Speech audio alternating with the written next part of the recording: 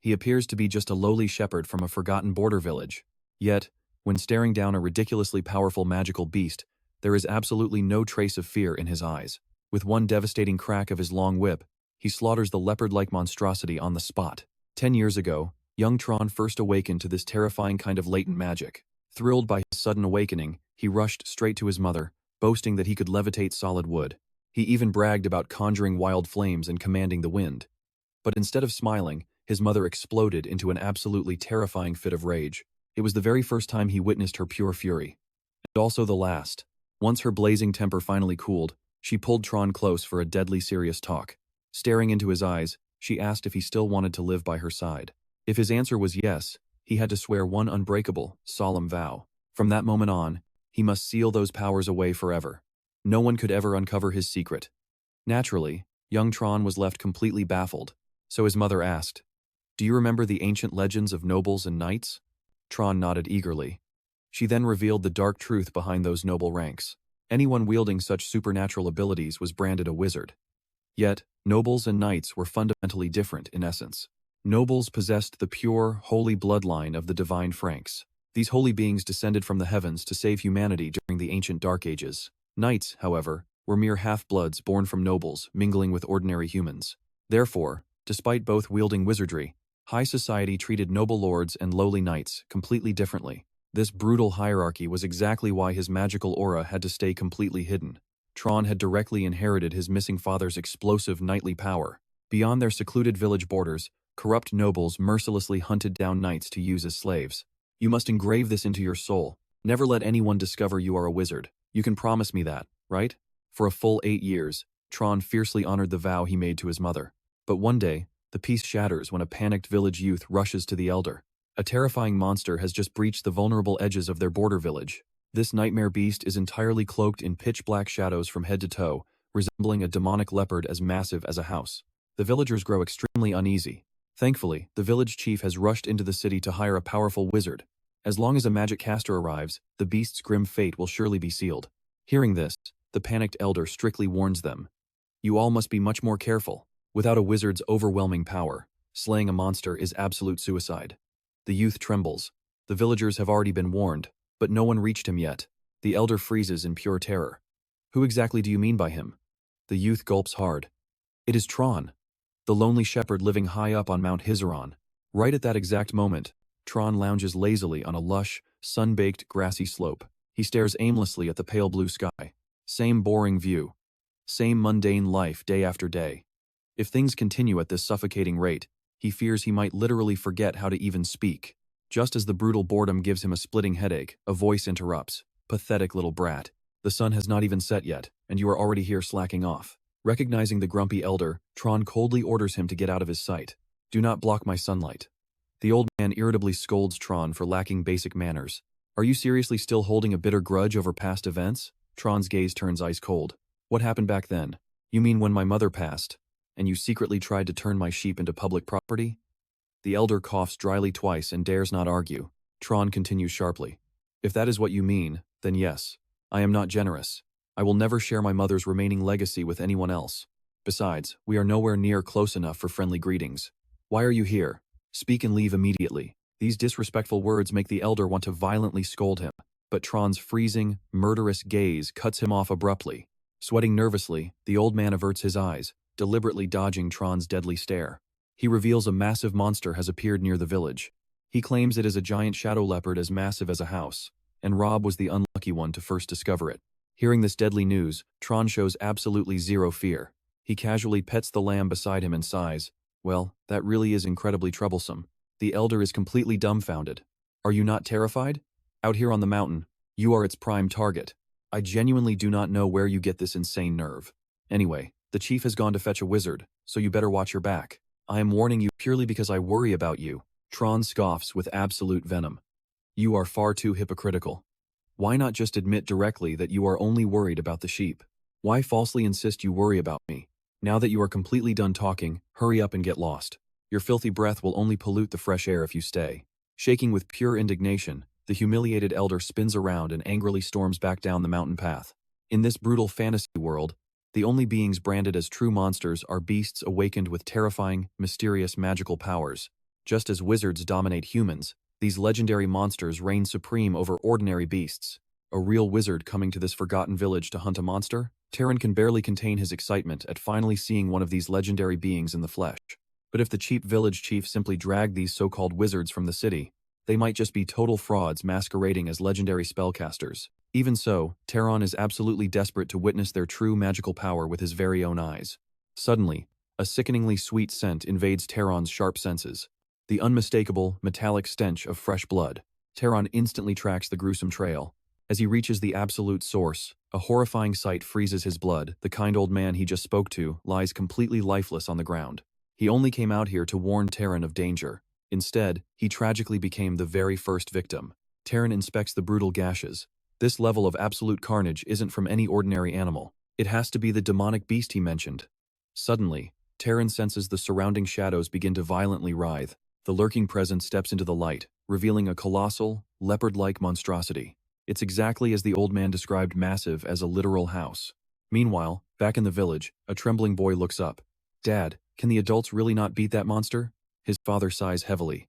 "Sadly, no. If weak, ordinary folks like us try fighting that nightmare, we'd be devoured without leaving a single bone." Tears pool in the kid's terrified eyes. "Then what will happen to our village?" His father gently comforts him. "Don't panic. The chief is bringing back a true wizard. Wizards slaughter monsters." Yet the innocent child grips his shirt, pleading, "Will a wizard actually save us?" His father smiles warmly. "They are supreme beings, blessed with absolute magic. With a single, devastating word, they can obliterate any nightmare." Back in the dark forest, Taran stands dead still, locking eyes with the bloodthirsty beast. He coldly whispers a single, chilling command. Instantly, the terrifying demonic leopard scrambles backward in pure fear. In that split second, it senses the suffocating godlike hunter's aura radiating directly from Taran's body. Observing its utter panic, Taran grumbles under his breath.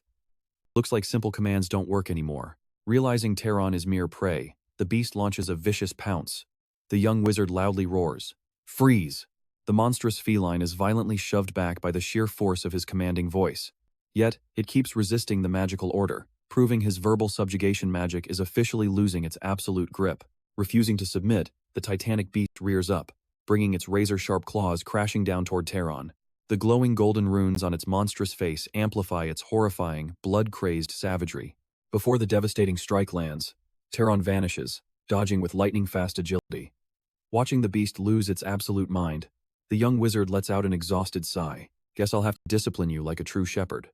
Seeing Taran shift into a combat stance, the demonic beast violently coils its massive muscles. Taran channels his immense mana toward a nearby rock, commanding, "Harden." He instantly snares the enhanced stone with his rugged leather whip. Brilliant golden magical energy erupts from his blazing eyes as he snaps the weapon back with terrifying force. Stepping into the strike, he coldly dictates, "Faster." The cracking whip breaks the sound barrier, launching the enchanted boulder like a devastating, high-velocity artillery shell toward the beast. A deafening, bone-shattering boom explodes. The supercharged projectile violently grazes the monstrous leopard's ear, instantly shredding flesh and sending a spectacular spray of crimson flying. The demonic beast goes totally berserk, baring its wicked fangs and lunging at Taran in a blind, murderous frenzy. However, the cunning young mage never aimed for a simple graze. His true target was always the skull. In a split second, the enchanted rock violently obliterates its thick skull. Taran coldly watches the titanic nightmare crash lifelessly onto the forest floor.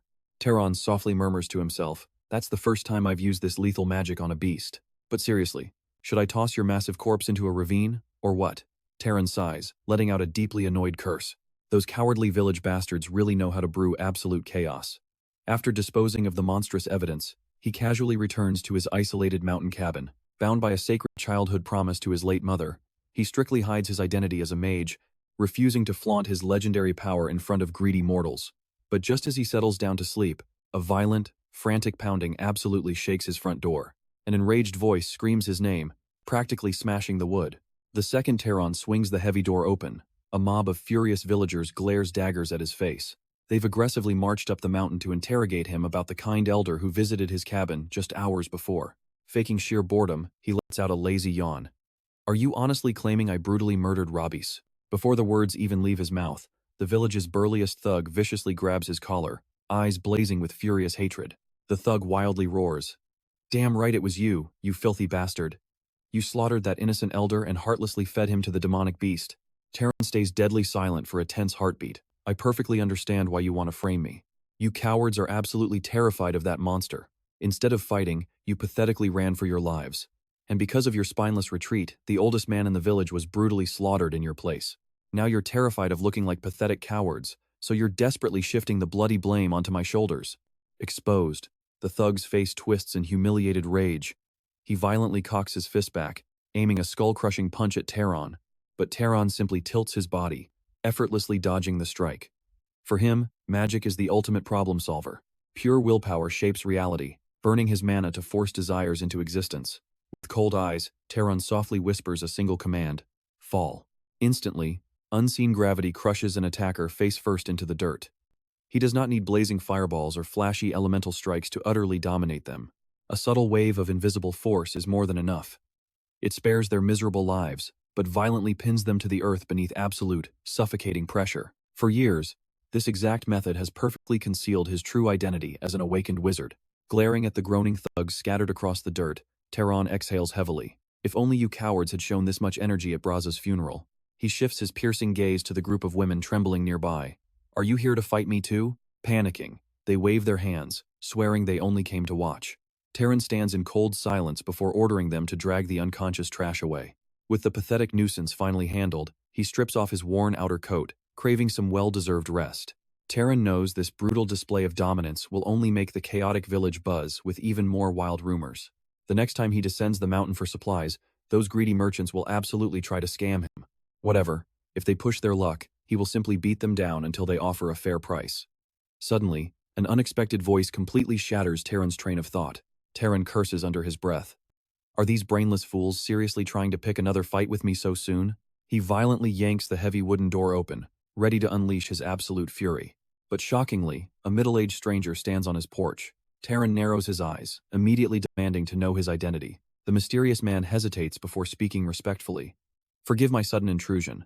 I originally sought a favor during my travels, but it seems I have arrived at a very bad time. Realizing the stranger is merely a wandering traveler, the aggressive aura around Taran slowly fades away. He quickly apologizes, explaining he just fought off some uninvited trash and assumed they had foolishly returned for a second beating. These stiff, polite mannerisms are echoes of the noble etiquette his late mother taught him. But surviving in this wretched town means he rarely uses proper manners, making the polite exchange feel incredibly awkward and rusty. Scanning the stranger's combat gear, Taran feels deep suspicion. Why would a heavily armed traveler wander into this forgotten, absolute middle of nowhere? Are you searching for a local inn? Before he can finish, the traveler's empty stomach violently growls, answering the question for him.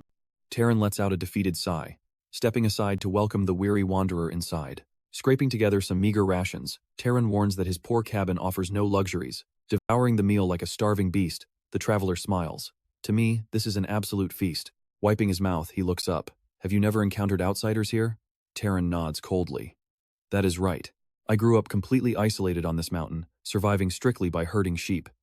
Outsiders almost never step foot in this rundown little town. Those exact words make the traveler lock eyes with Taran, sensing a deep, hidden mystery. For an isolated shepherd raised in the rough wilderness, Taran displays an incredibly refined and suspicious level of high-born manners.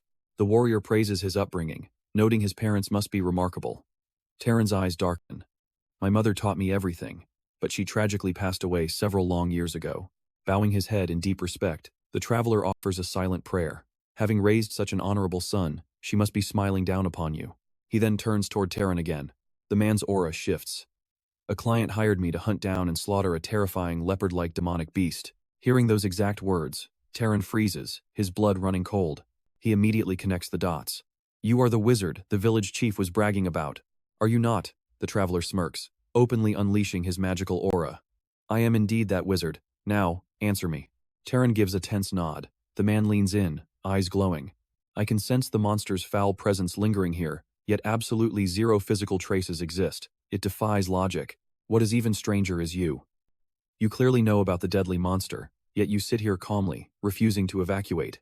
If that beast wanted human flesh, a lone shepherd on the mountain would instantly become its absolute first prey.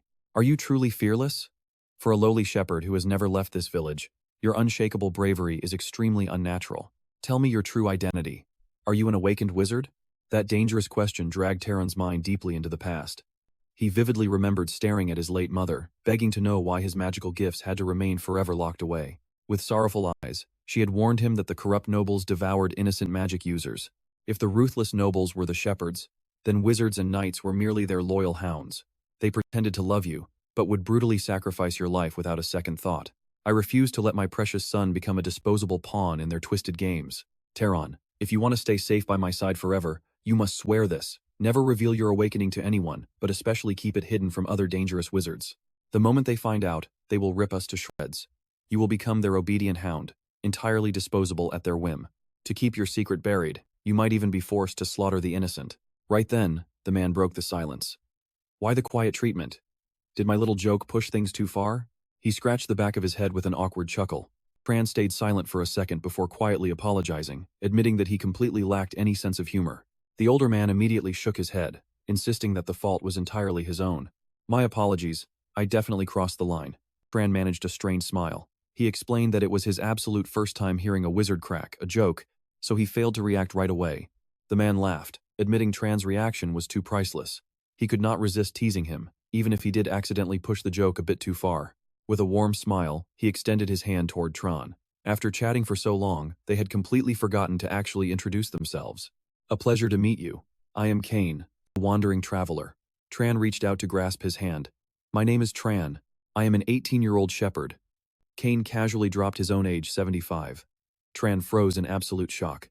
You do not look that old at all. Cain smiled, explaining that wizards naturally outlived ordinary humans and aged at a fraction of the speed. Tron immediately asked what drove him to wander. Cain revealed he served the Albion family for 60 years. He chose to leave, seeking to spend his twilight years wandering the world and living a completely unburdened life. And so, the two freely exchanged their life stories. For the very first time in his life, Tron felt incredibly at ease talking with someone. Before they knew it, dusk began to fall. Cain stood tall, announcing his departure. He reached into his pocket, placing a gleaming silver coin on the wooden table. He called it an Arab silver coin. It was one of the purest currencies available. It was more than enough for the feast. Tron jumped up to express his deep gratitude. May your hunt bring you absolute victory. Cain strode toward the exit. He glanced back over his shoulder. He told Tron he planned to stick around the area for the next few days. Expect me back to shamelessly steal a few more meals.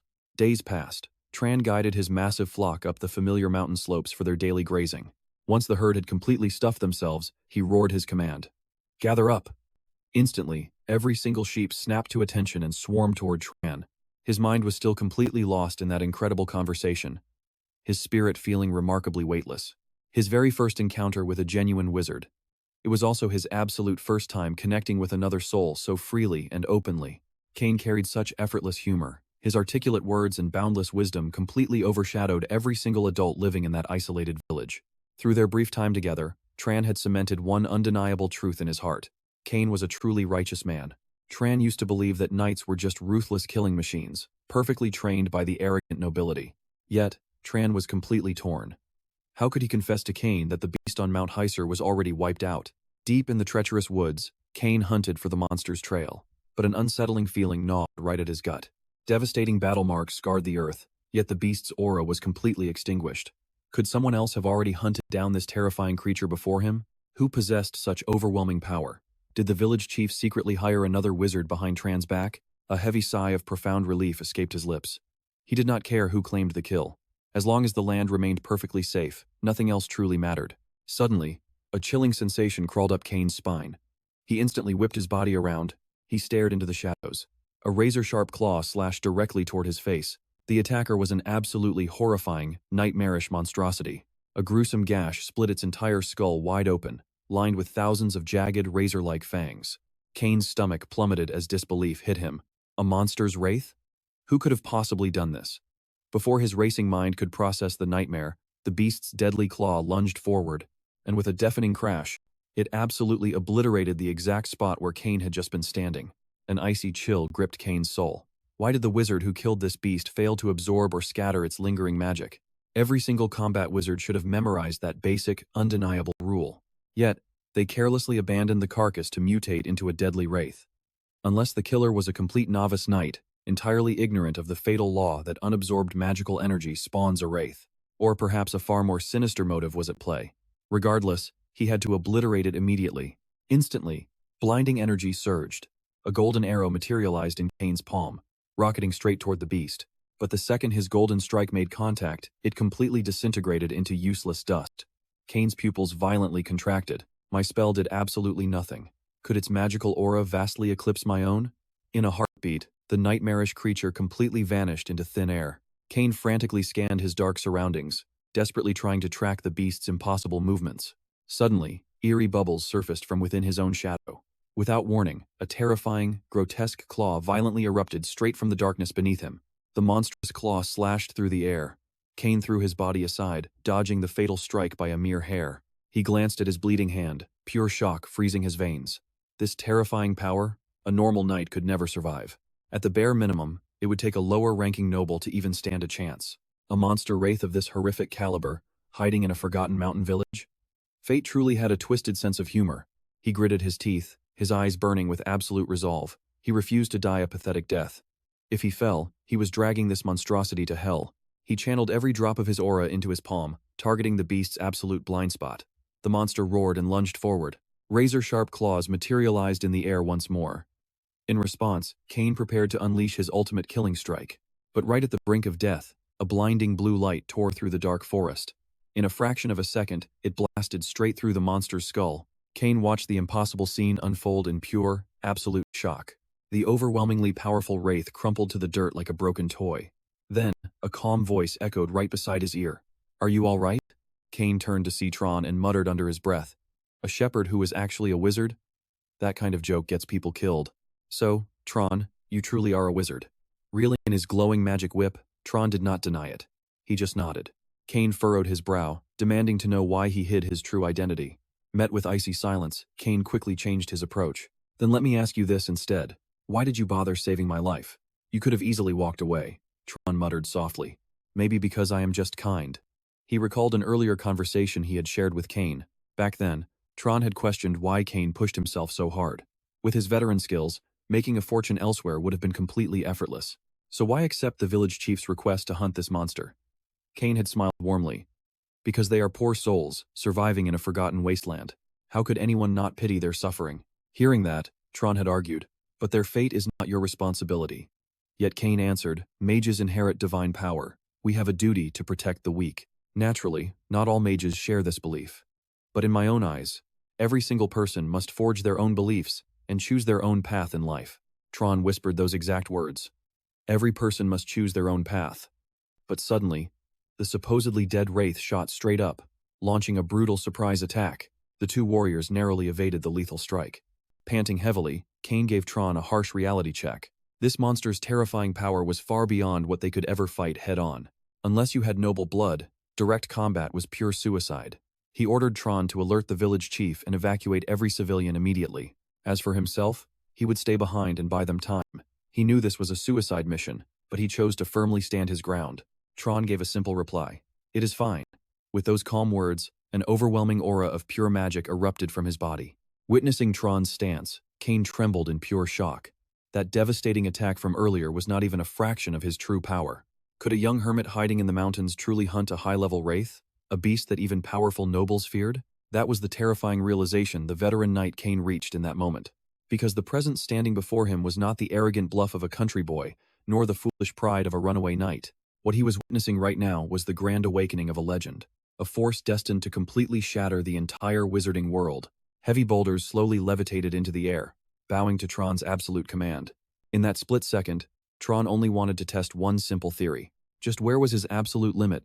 Beside him, Cain cast aside all fear. He refused to let Tron fight this hellish battle alone. No matter how monstrous the boy's talent was, this wraith was an absolute nightmare to kill. They had to combine their strength to survive. But as a deafening shockwave erupted, Cain realized a bitter truth. He was only dead weight. He could not even track the monster's movements with his veteran eyes. Accepting his own weakness, Cain made a crucial choice. He would step back and let Tron's terrifying potential fully bloom on this battlefield. As Tron smoothly dodged the wraith's frenzied strikes, Cain roared over the chaos. "Physical attacks cannot kill a wraith." Tron snapped back. "Then what should I use?" "Use fire or lightning," Cain bellowed. In a heartbeat, Tron ignited a massive inferno directly on the beast's body. Yet, the raging flames did absolutely nothing. "This is completely useless," Tron muttered, his eyes narrowing coldly. At that moment, A shocking realization hit Cain. This absolute genius did not know even the most basic fundamentals of magic. A terrifying theory suddenly struck Cain's mind. Did this wraith spawn from the monster Tron had killed earlier?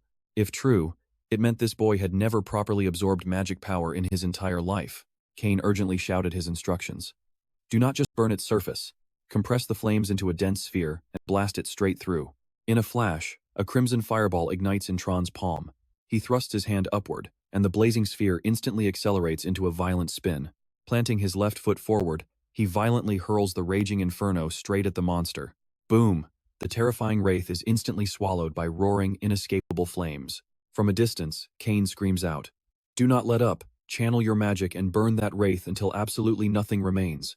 Tron obeys, letting the relentless flames devour the beast. Watching it burn, Cain finally exhales a heavy sigh of relief. They have won. A nightmare creature requiring noble tier strength is obliterated in seconds. Miraculously, a mere shepherd boy from a remote village delivered the killing blow. Cain urgently warns him. If you want to survive another wraith, absorb its magic immediately. Clueless, Tron asks for instructions. Cain quickly guides him. Stand before the ashes. Visualize drawing its pure energy into your core. Tron slowly shuts his eyes, focusing intensely. Instantly, glowing strands of emerald light rise from the remains and surge into his palm. As his eyes snap open, an explosive surge of terrifying power courses through his entire body. Standing right behind him, Cain speaks in pure awe. Do you feel that overwhelming ecstasy rushing through your veins? If I had not witnessed this miracle myself, I would never believe it. This is your very first time absorbing mana. Usually, after awakening, a wizard's power grows painfully slowly with age.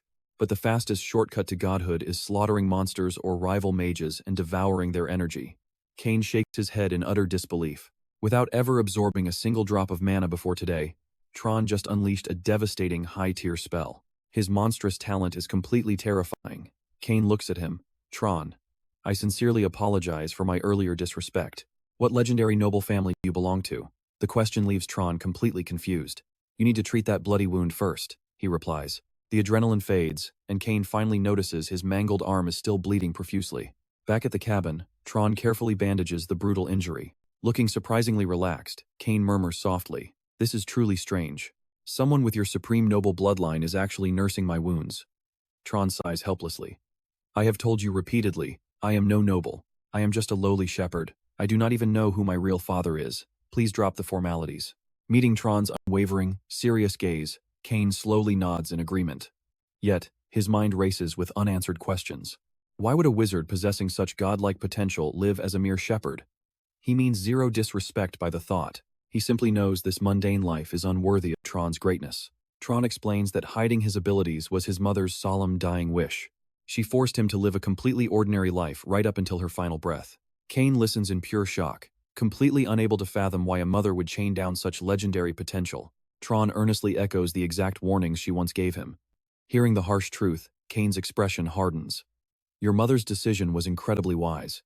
The unexpected validation stuns Tron. He fully expected the knight to call it foolish overprotection, but Cain vehemently disagrees.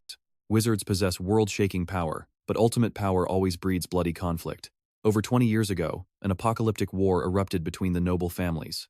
The legendary Albion family Cain faithfully served, waged a brutal war against the Zahar family. Rivers of blood were spilled. Of the 3,000 valiant Albion knights, over 900 were mercilessly slaughtered. Tragically, every single person Cain loved was among those 900 fallen souls. His best friend dreamed of opening a simple laundry shop after the war. His strict master constantly scolded him to keep improving.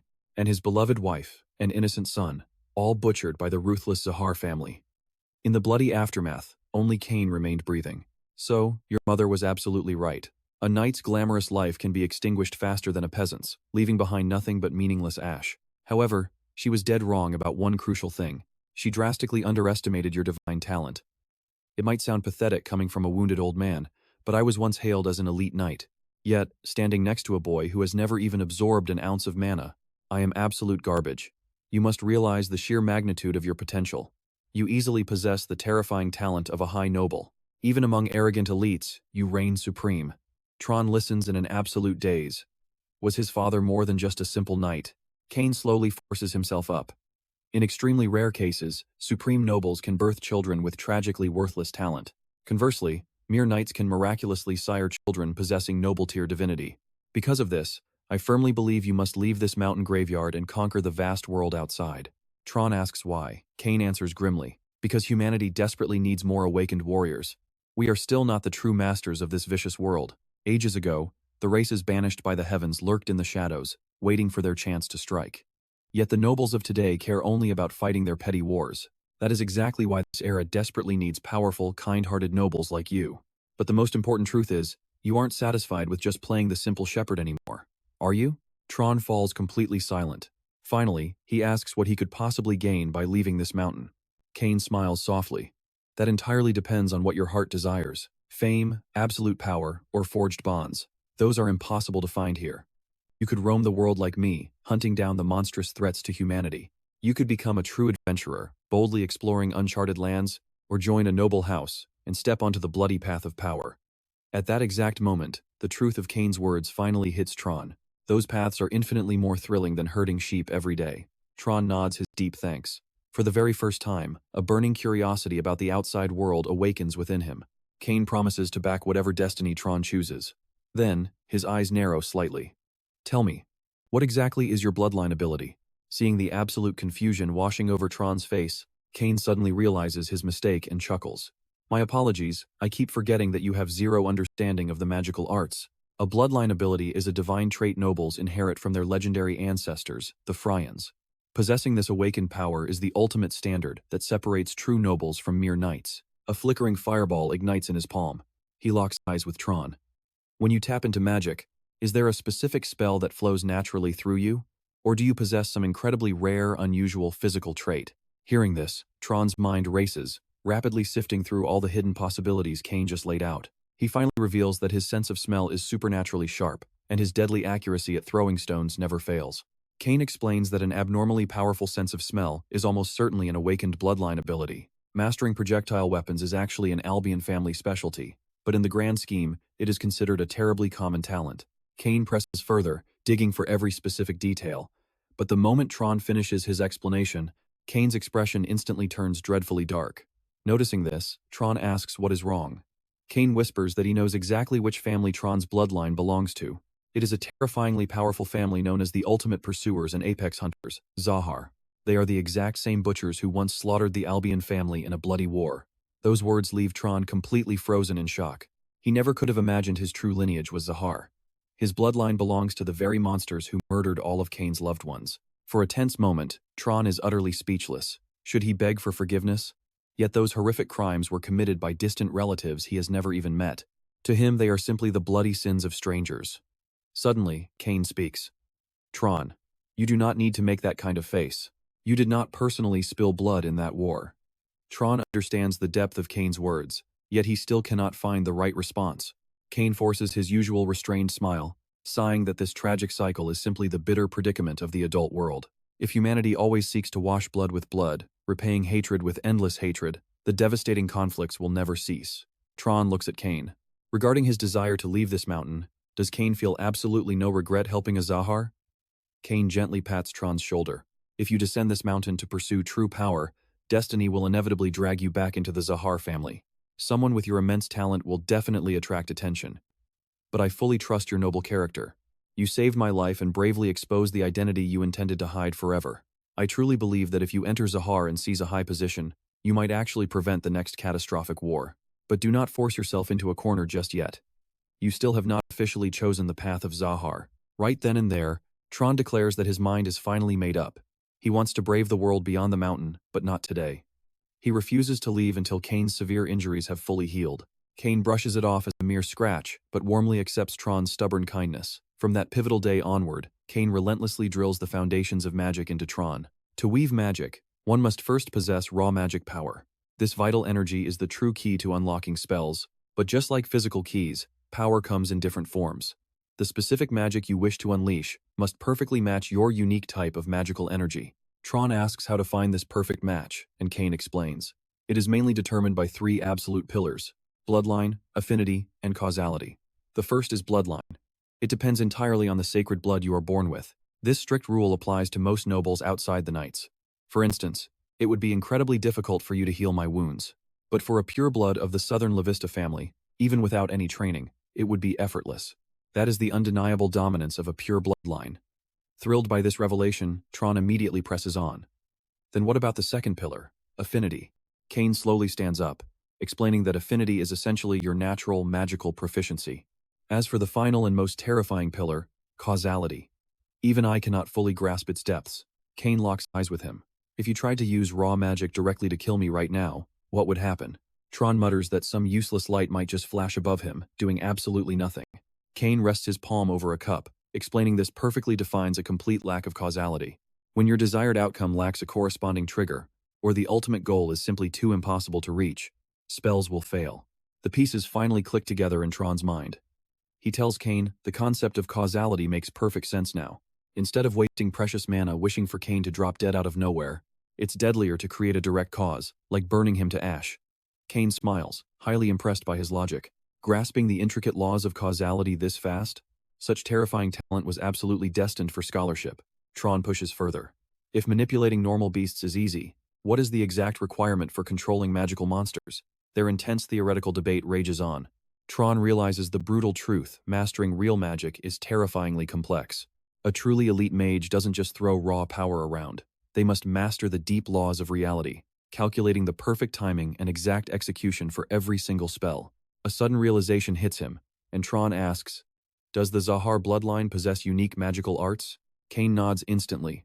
It specializes in ultimate stealth and tracking. He commands the young boy to test his innate power immediately.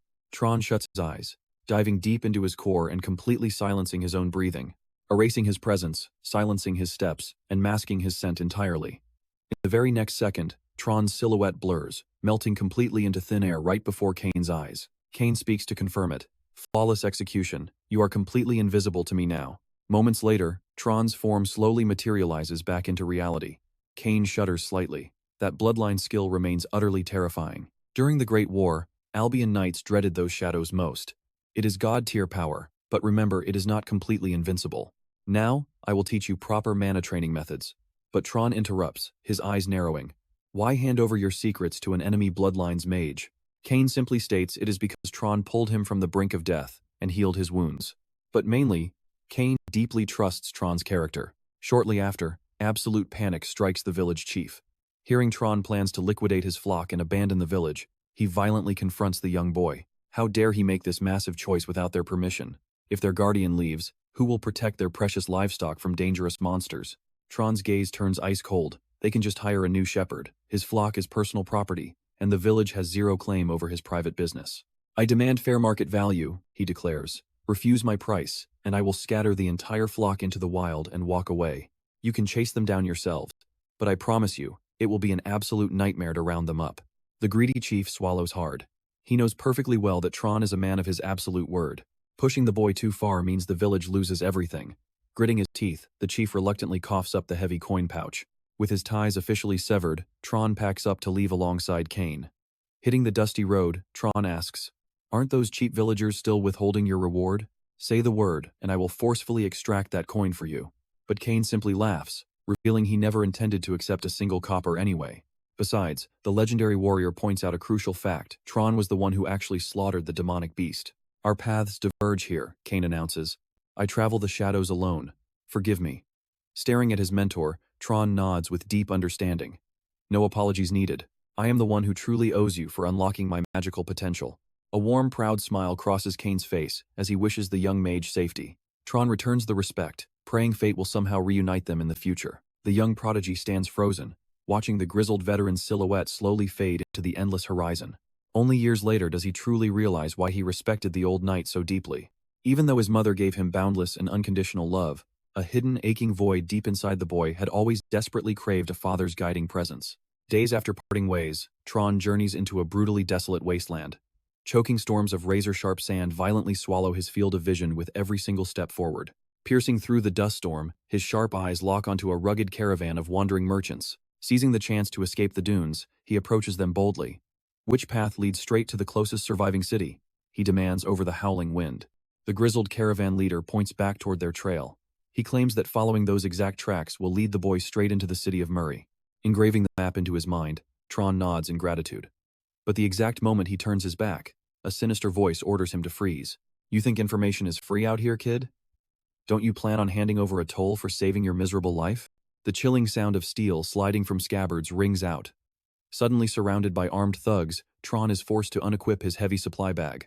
Tron's aura turns dangerously cold. Are you robbing me? The boss sneers. Welcome to the lawless wasteland. Corpses vanish under the sand every day. We are playing nice for now, so drop the damn bag before things get bloody. Don't make us butcher you and strip your corpse afterward. It just makes things far more troublesome and bloody.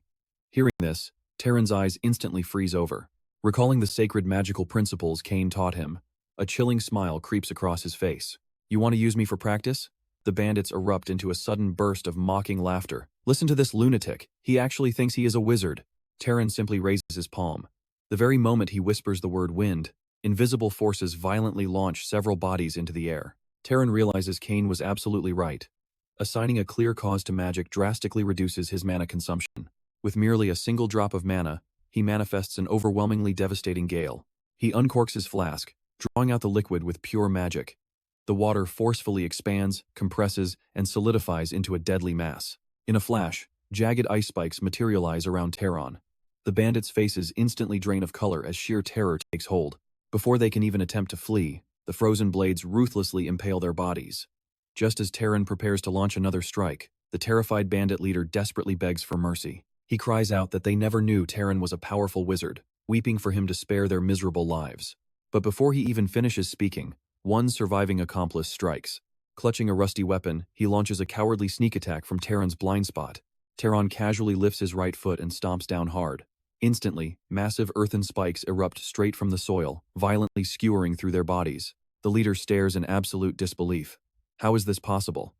In seconds, his crew is wiped out. Terran coldly states he has one question to ask. Witnessing this absolute, one-sided massacre unfold, the trembling bandit boss loses every single shred of his will to resist. Dropping heavily to his knees, he swears to answer absolutely anything. Why exactly did you attack me for no reason at all?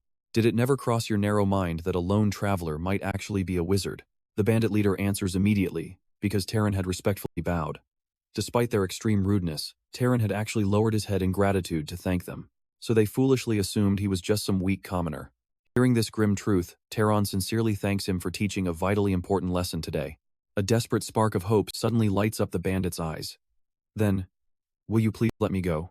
But before he finishes pleading, lethal water droplets rapidly gather directly above his head. Terran does this, vividly remembering a grim warning from Cain. On his grand journey, he would inevitably encounter all kinds of folks.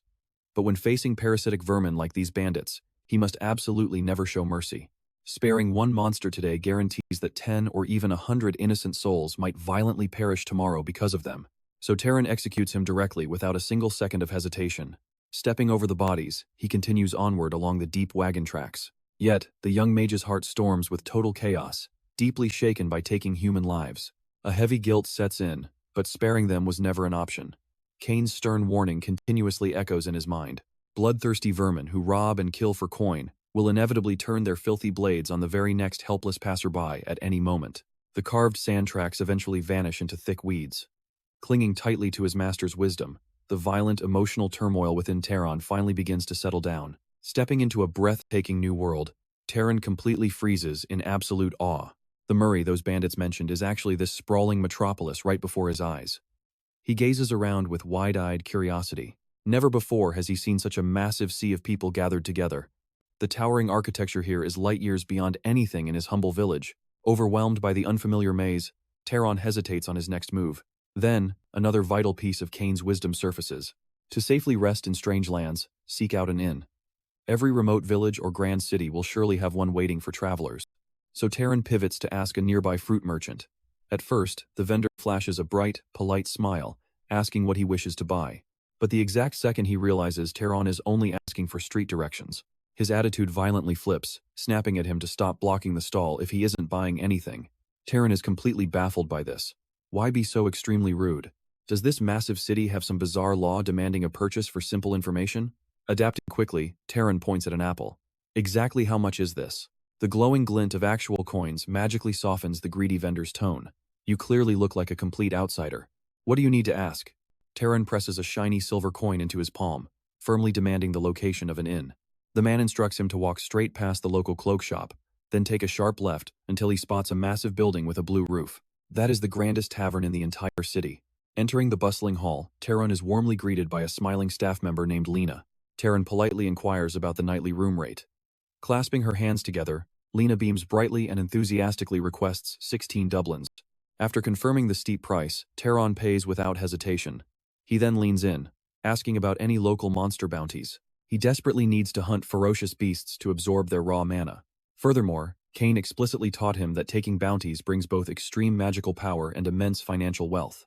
Meeting Lena's dead silence, Tron boldly asks again, but Lena kept her cool. "Sir, absolutely nothing in this world comes for free." Tron immediately tossed her a few more coins. Finally satisfied, she revealed that to take bounties, he had to visit City Hall. That bustling hub handled every single public affair. The Lord of the City personally employed every staff member there. But with the sun already down, the doors were definitely shut. To claim those monster bounties, he would have to wait until tomorrow. Lena tilted her head curiously. "Are you a monster hunter too?" But Tron stood totally clueless, having no idea what that title meant.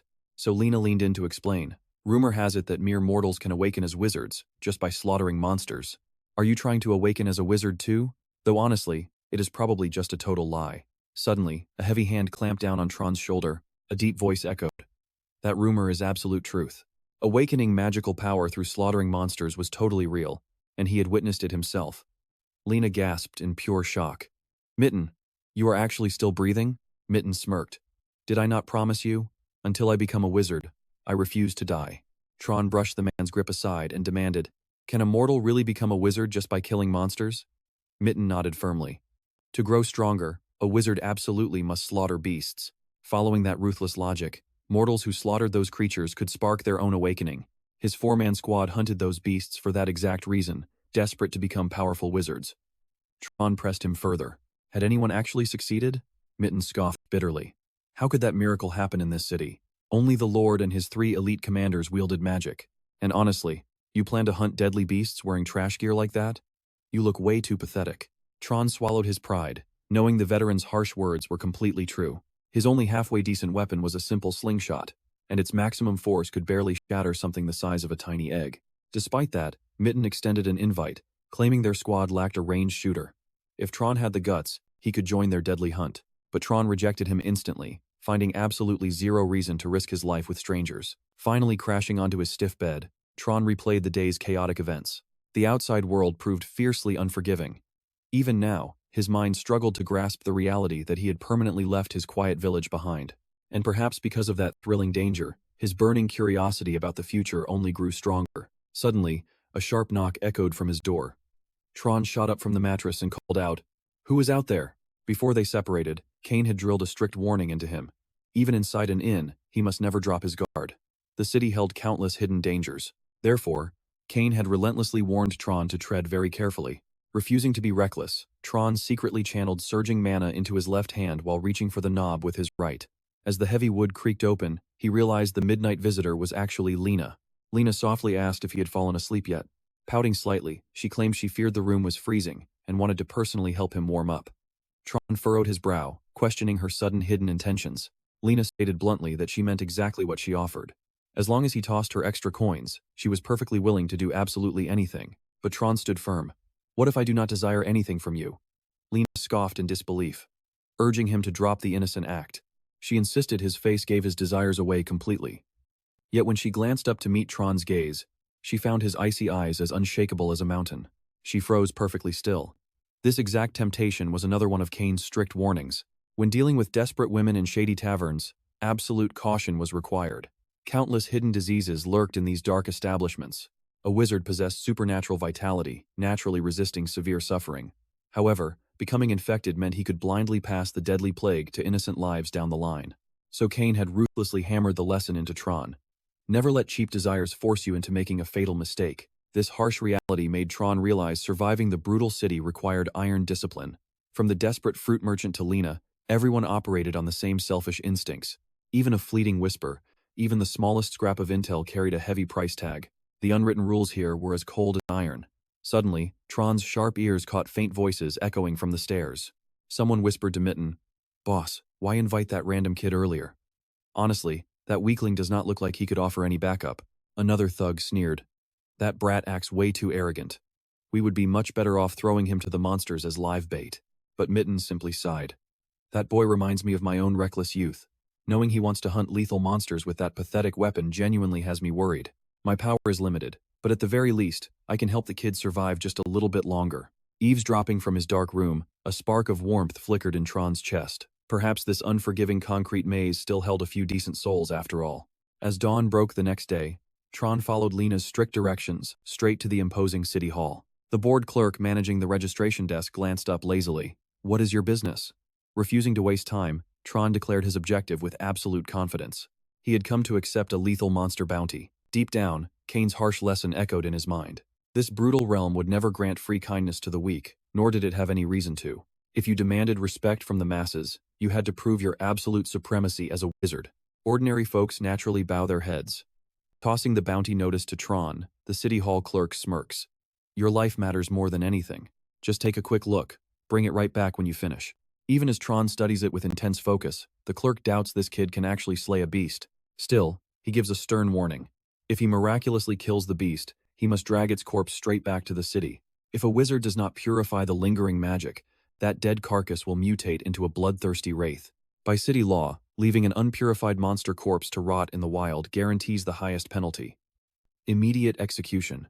Honestly, Tron already knows the sheer terror of a wraith. There is absolutely no way he will ever repeat that fatal mistake. Still, Tron asks in mild confusion, "Aren't knights supposed to hunt these monsters?" The clerk lets out a mocking sneer. "Do you think knights have nothing better to do?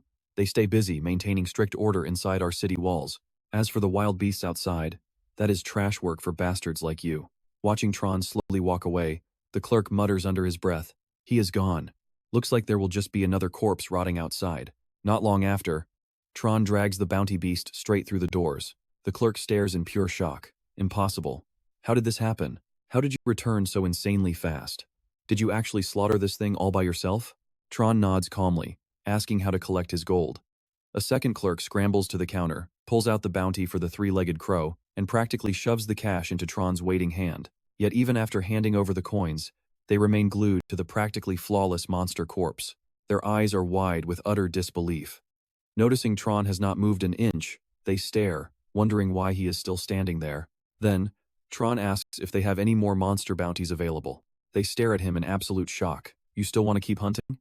A few days later, Lena is buzzing with wild excitement. Acting like a totally different person, she lays out a massive feast for Tron. She never imagined someone like him could butcher 30 monsters in just 3 days. "You must have made a massive fortune, right?"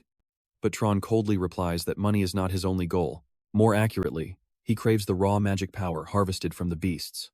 Absorbing that dark energy is exactly how he grows so overwhelmingly strong. Compared to when he first met Cain, his magical aura has surged several times over. Tron stares intensely at his own palm, knowing perfectly well that his power has reached a crucial bottleneck.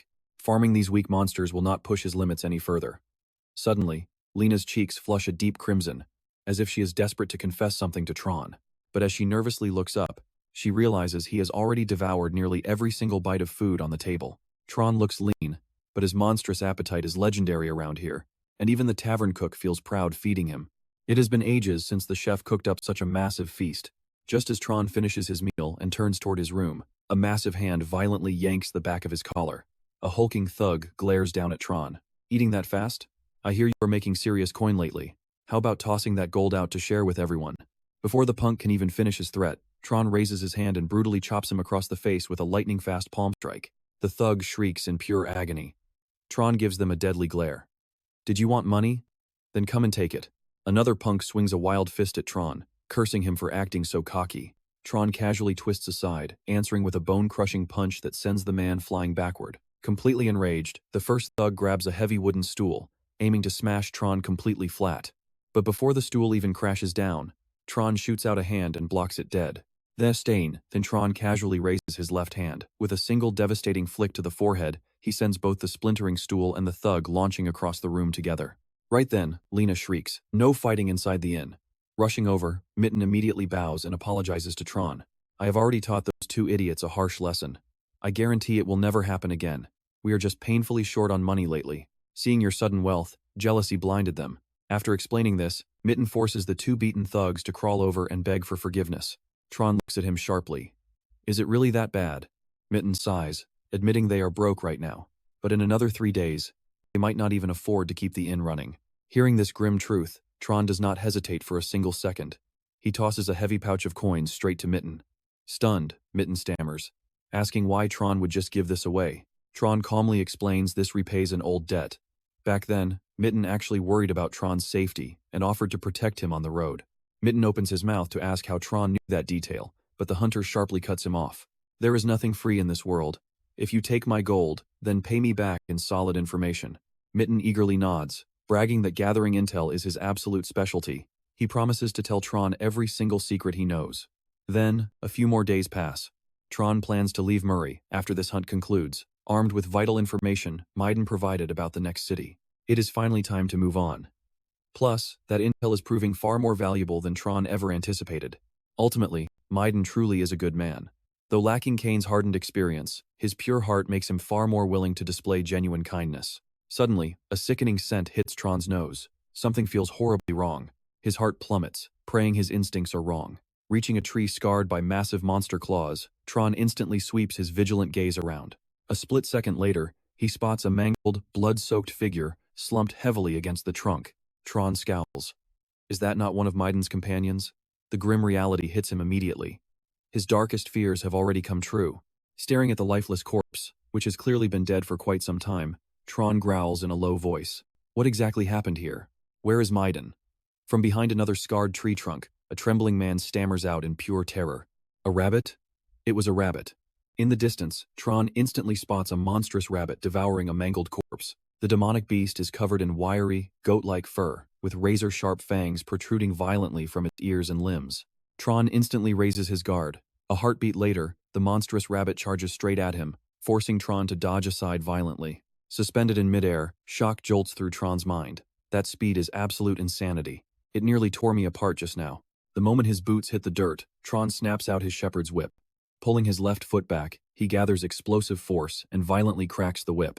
Several lethal stones instantly shoot toward the mutated rabbit. But with a few blinding swipes, the beast shatters every single stone. Tron's heart plummets. Not only is its speed insane, its defense is overwhelmingly strong. Planting its feet to gather explosive power, it lunges at Tron again. However, the beast never expects Tron to vanish completely from the spot. As the monster screeches to a halt, Tron instantly materializes behind it. A short blade flashes, plunging relentlessly straight into its demonic neck. Then Tron immediately retreats, perfectly riding his combat momentum to pull back. The very instant Tron vanishes again, the rabbit abruptly strikes where he just stood, its deadly claws sweeping through and tearing a solid tree clean in half. Like a creature completely driven mad, it violently repeats the same vicious pouncing and rending attacks. Within just a few breaths, the once dense forest is forcefully shredded open into a barren clearing. Yet, failing to find any trace of Tron, it throws its head back in a deafening roar. The severe neck wound bleeds endlessly until the beast finally collapses, convulsing wildly before death. Only then does Tron's imposing figure slowly materialize in the distance. He steps closer, carefully observing the monstrous carcass for a moment. Extending his palm toward the corpse, he firmly locks a single thought into his mind. Pure energy instantly rises from the corpse, pouring relentlessly into Tron's awaiting palm. This surging magical power feels completely different from anything he has previously absorbed. It easily dwarfs even the immense strength of the leopard he first encountered. At that exact moment, a weak voice echoes near Tron's ear. I cannot believe it. You are actually a wizard. Then why hide your true identity? Tron ignores the question, asking with deep regret. Of your group, do you need me to return your belongings to your family? The dying man only has time to whisper a tragic no before drawing his final breath. Staring down at Maiden's lifeless body before him, Tron recalls Maiden mentioning a nearby grand city named Aurum, home to an ancient library. It supposedly holds tens of thousands of books, though it remains an exclusive sanctuary. Only true wizards are permitted inside. Back then, Tron still hesitated over whether he should actually make the dangerous journey. Now, all hesitation completely vanishes. He is heading straight to the great capital Maiden spoke of, the city of Aurum. That gentle giant, who willingly showed warm kindness even to total strangers, tragically died in this forsaken forest just like that. Indescribable regret crushes Tron's heart. I truly hope he can find peace in the afterlife. Arriving at this new domain, Tron stands in line for entry. He once believed a small city like Murray was astonishing, but the colossal metropolis before him leaves him utterly speechless. This is the legendary grand capital, Aurum. People queue endlessly just to enter the gates, creating an overwhelming sea of crowds. He watches the stern guards meticulously checking wanted posters one by one. Tron's heart sinks. Just as expected of the Grand Capital, even its basic rules feel absolutely suffocating. But when it is finally Tron's turn to cross, the guard raises a hostile hand, stopping him with a deep scowl. The guard snarls that he has never seen clothes this filthy, ordering Tron to wash off the stench before stepping into their city. After quite some time, Tron finally breaches Orum's mighty walls and discovers the very library Maiden once spoke of. The breathtaking architecture makes Tron instinctively wonder, was this incredible structure forged by magic? Suddenly, his eyes lock onto the intimidating guard stationed at the main entrance. He steps up, requesting entry.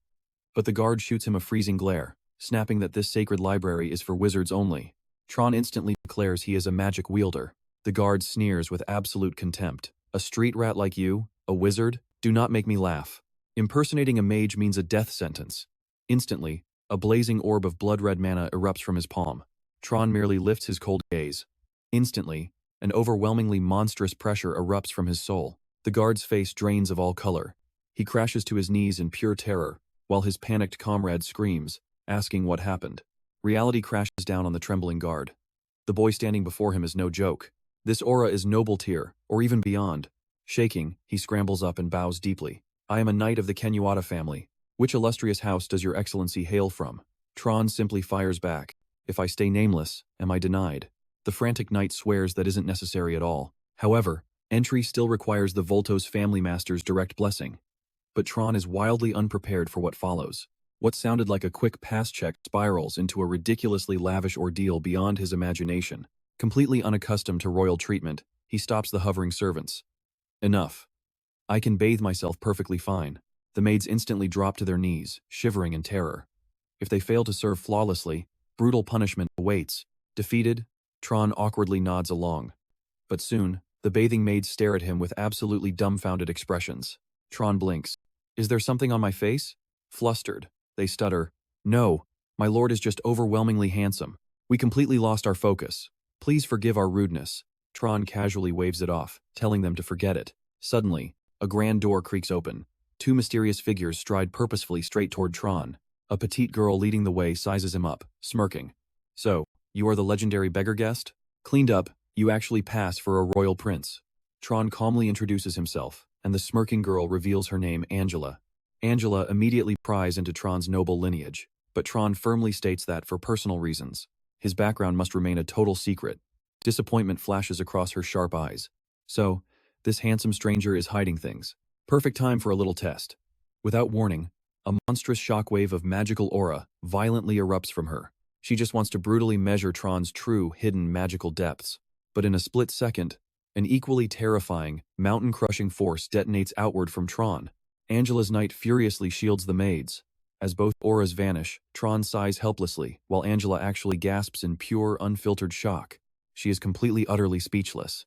Even moments later, her slender fingers are still shaking uncontrollably. Flashing a deeply mischievous grin, Angela stares right into his soul. Will you marry me? Tron instantly freezes. Angela bursts out laughing. Just kidding. Why that terrified face? Her poor royal guard facepalms endlessly, but she playfully winks, tossing one last tease. Seriously consider it though, the throne beside me is completely empty. With that bombshell, she spins on her heel and vanishes. Watching her fade away, Tron slowly lowers his gaze. His own hand is shaking violently. Her monstrous magic truly rivals his own. Is this insane strength normal here? Soon after, Tron finally meets the Aurum Lord, Rug Voltos. Rug already sees right through his visit, demanding only one thing, first his name. Once Tron gives his quick intro, Rug cuts straight to the brutal chase. Fools keep chasing wild rumors, rushing into useless wars. But here is the cold truth. There are zero forbidden ancient arts here, nor any magical cheat codes to skyrocket your power. Tron coolly replies that he does not care.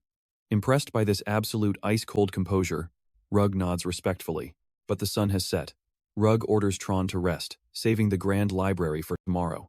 At dawn, elite sentinels bow deeply, welcoming Tron inside. The colossal, ancient doors groan open. Tron lifts his eyes and completely loses his breath. Inside the towering monolith, an infinitely spiraling grand staircase winds upward into absolute infinity. It punches straight through countless towering mythical bookshelves, piercing mountains of ancient tomes, reaching toward a divine beam of light cascading from the heavens. Tron stands utterly paralyzed in pure awe.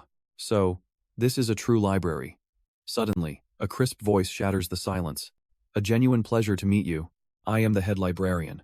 The Lord sent word, and I enforce the sacred rules. Tron frowns, completely baffled by the sight. How is this tiny little child the master librarian? Undeterred, she smirks. The rules are simple. Just two. Rule number 1, break anything, and you pay the ultimate price. Rule number 2, nothing leaves this library.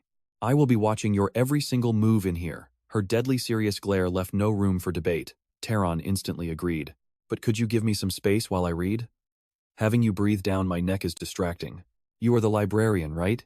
You must know every tome in this place. She flashed a confident smirk. Finding lost knowledge is my absolute specialty.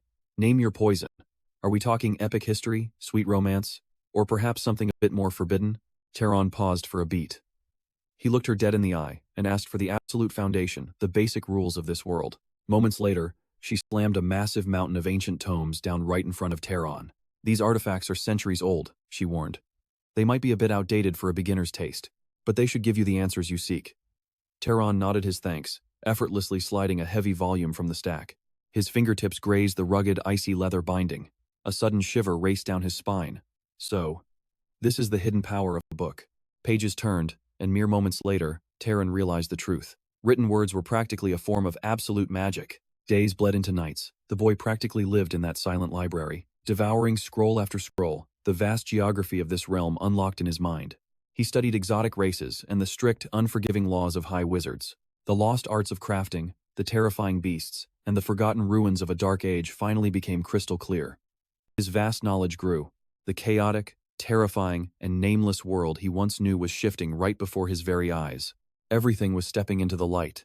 Mountains gained titles, races found origins, and even the whispering wind seemed to carry hidden magical secrets. When Lord Rug finally summoned Tron again, he flashed an impressed smile. Looks like you devoured everything in my archives.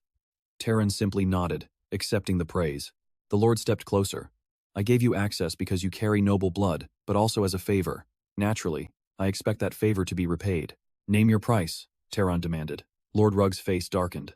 A terrifying beast has claimed the northern borders of Orem, slaughtering innocent travelers. I deployed 4 of my elite knights to crush it. Every single one was swallowed whole by that nightmare. This demands a noble's touch. But my family only has 2 capable warriors left. Your strength is the exact repayment I need. He offered a massive bounty for his aid. But Tron coldly refused any reward. The knowledge was payment enough. Yet, a dangerous suspicion gnawed at the back of Tron's mind. High-ranking wizards never stooped to hunting mere beasts. Sensing his hesitation, Lord Rug confessed. The monster choked off Orem's northern passage, our most vital economic lifeline. This crisis has been bleeding our city dry for 10 grueling days. We must reopen it immediately. Tron's eyes narrowed as the truth finally clicked into place. 10 days ago, he had not even set foot in Orem. This deadly mission was exactly why Lord Rug threw open his precious library doors. Dawn broke, and Tron marched through the towering city gates with the squad.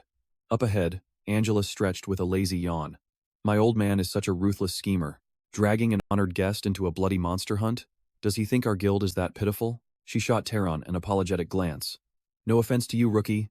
I am just annoyed my father is treating this like a doomsday scenario. A guard leaned in to silence her reckless disrespect. Angela shot him a death glare, and he instantly swallowed his words. The intimidated man quickly pivoted to Tron. He offered a nervous bow, introducing himself as the noble, Marvin Velados. Angela kicked a loose rock with sheer boredom. Let us just slaughter this thing quickly so I can get back to my warm bed, she grumbled. Marvin leaned close to Tron. Are you targeting my sister? When Tron coldly denied it, Marvin flashed a relieved smirk.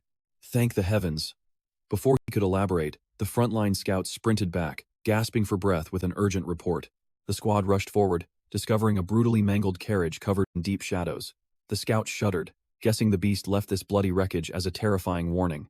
Tron stepped up, his piercing eyes scanning the absolute destruction.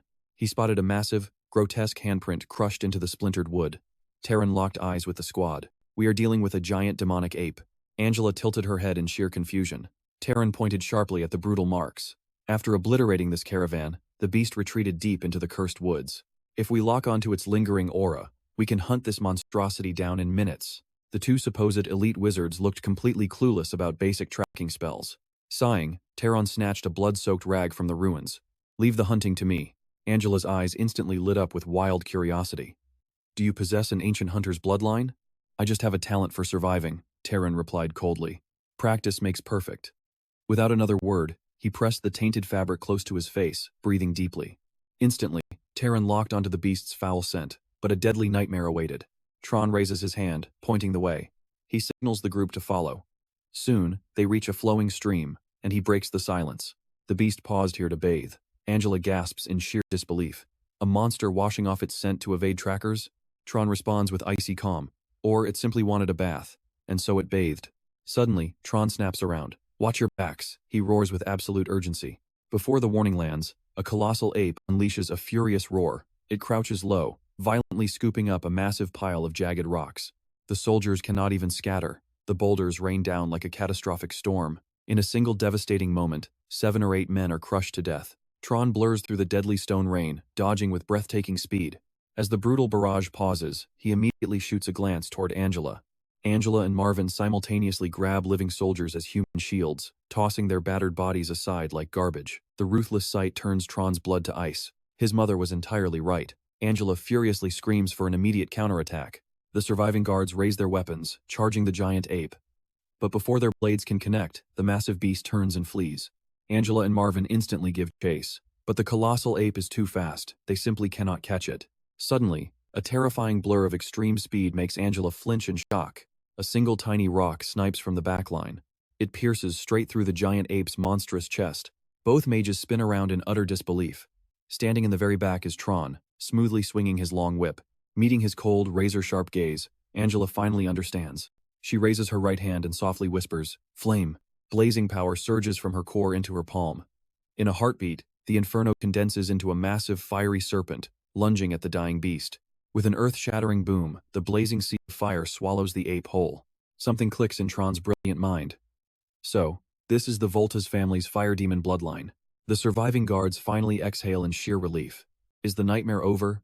Angela turns to Tron, admitting that flying stone made her skin crawl. Marvin immediately taunts her from the sidelines. "Were you scared, sister?" Angela violently snaps back, telling him to shut up. "You screamed like a little girl." The battered soldiers collapse, resting immediately. That brutal rock bombardment left them utterly devastated. Some men even had entire arms smashed off. Watching the gruesome aftermath, Tron realizes they were incredibly lucky to avoid total annihilation. The only actual fatalities are the 2 men Angela and Marvin used as human shields. At that dark thought, Tron observes them again. A mage's body is vastly stronger than any normal soldier. Yet, they sacrifice the weak as meat shields without a single shred of hesitation. Is this the darkness Mother endlessly warned me about? Catching his piercing gaze, Marvin asks, "What is wrong?" Tron casually brushes it off, but Angela immediately beckons him, "Come over here. Absorb the magic power with us." The 3 mages raise their hands toward the smoldering, charred corpse. Drawing in the remnant mana, Tron confirms the ancient texts were entirely accurate. Multiple users absorbing mana together does not diminish the corpse's yield. Soon, Angela and Marvin hit their absolute absorption limit. They turn back, utterly shocked to see Tron still devouring the endless energy. The realization hits them. This is exactly why Father demanded his presence on this mission. His flawless sniper precision, combined with a mana capacity rivaling Angela's own, the terrifying thought alone makes their scalps tingle with sheer dread. Worse still, this monstrous noble has not even touched the ceiling of his limitless potential. As sunset bleeds across the sky, they return to Orm's territory. Marvin admits, "Honestly, without you, we never would have beaten that beast. From tracking it down to that insane sniper throw, you absolutely carried this entire raid." Tron brushes it off calmly. It was nothing. But internally, he curses his delayed reaction. He completely underestimated the beast, letting it use its terrifying counter-tracking skills to strike first. That chilling revelation freezes Marvin in his tracks. Counter-tracking? What do you mean? Tron casually explains.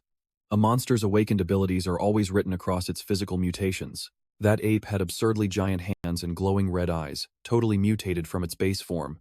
So it naturally awakened devastating throwing power and long-range vision to pierce through the dense forest. Marvin listens in an absolute datsa. He cannot fathom how Tron analyzed everything so flawlessly mid-battle. But Tron simply smirks. "I just read a basic monster bestiary in the library." This leaves them both absolutely speechless.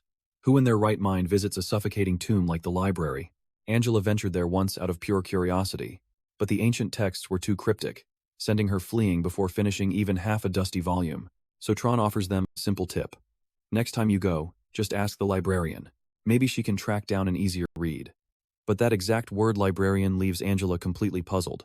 Tapping her chin in thought, she asks Tron, "Is there really someone like that inside?" Soon after, Tron steps back into that mysterious library. The second he pushes those heavy doors open, the librarian excitedly squeals, "Welcome back."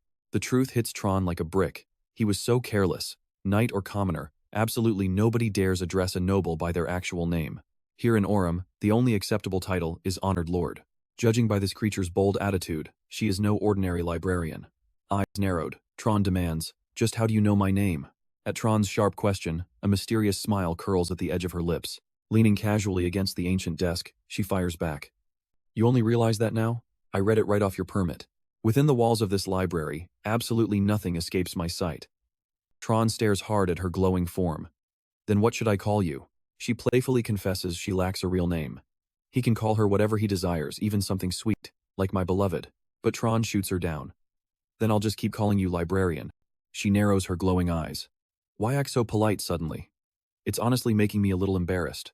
Just a few days ago, you were bossing me around, demanding I fetch this and that." As she dangerously leans closer, Tron swiftly retreats. He flatly denies it. "I never did that. And back off. You're making me extremely uncomfortable. But I do have one question. Are you an ancient wizard?" She reveals to Tron that she was never human, functioning more like a pure spirit. If she anchors her soul into a living vessel, she becomes truly alive. If she anchors into something between life and death, she transforms into a phantom. Simply put, this colossal library is her actual body. This visual form is strictly for communication.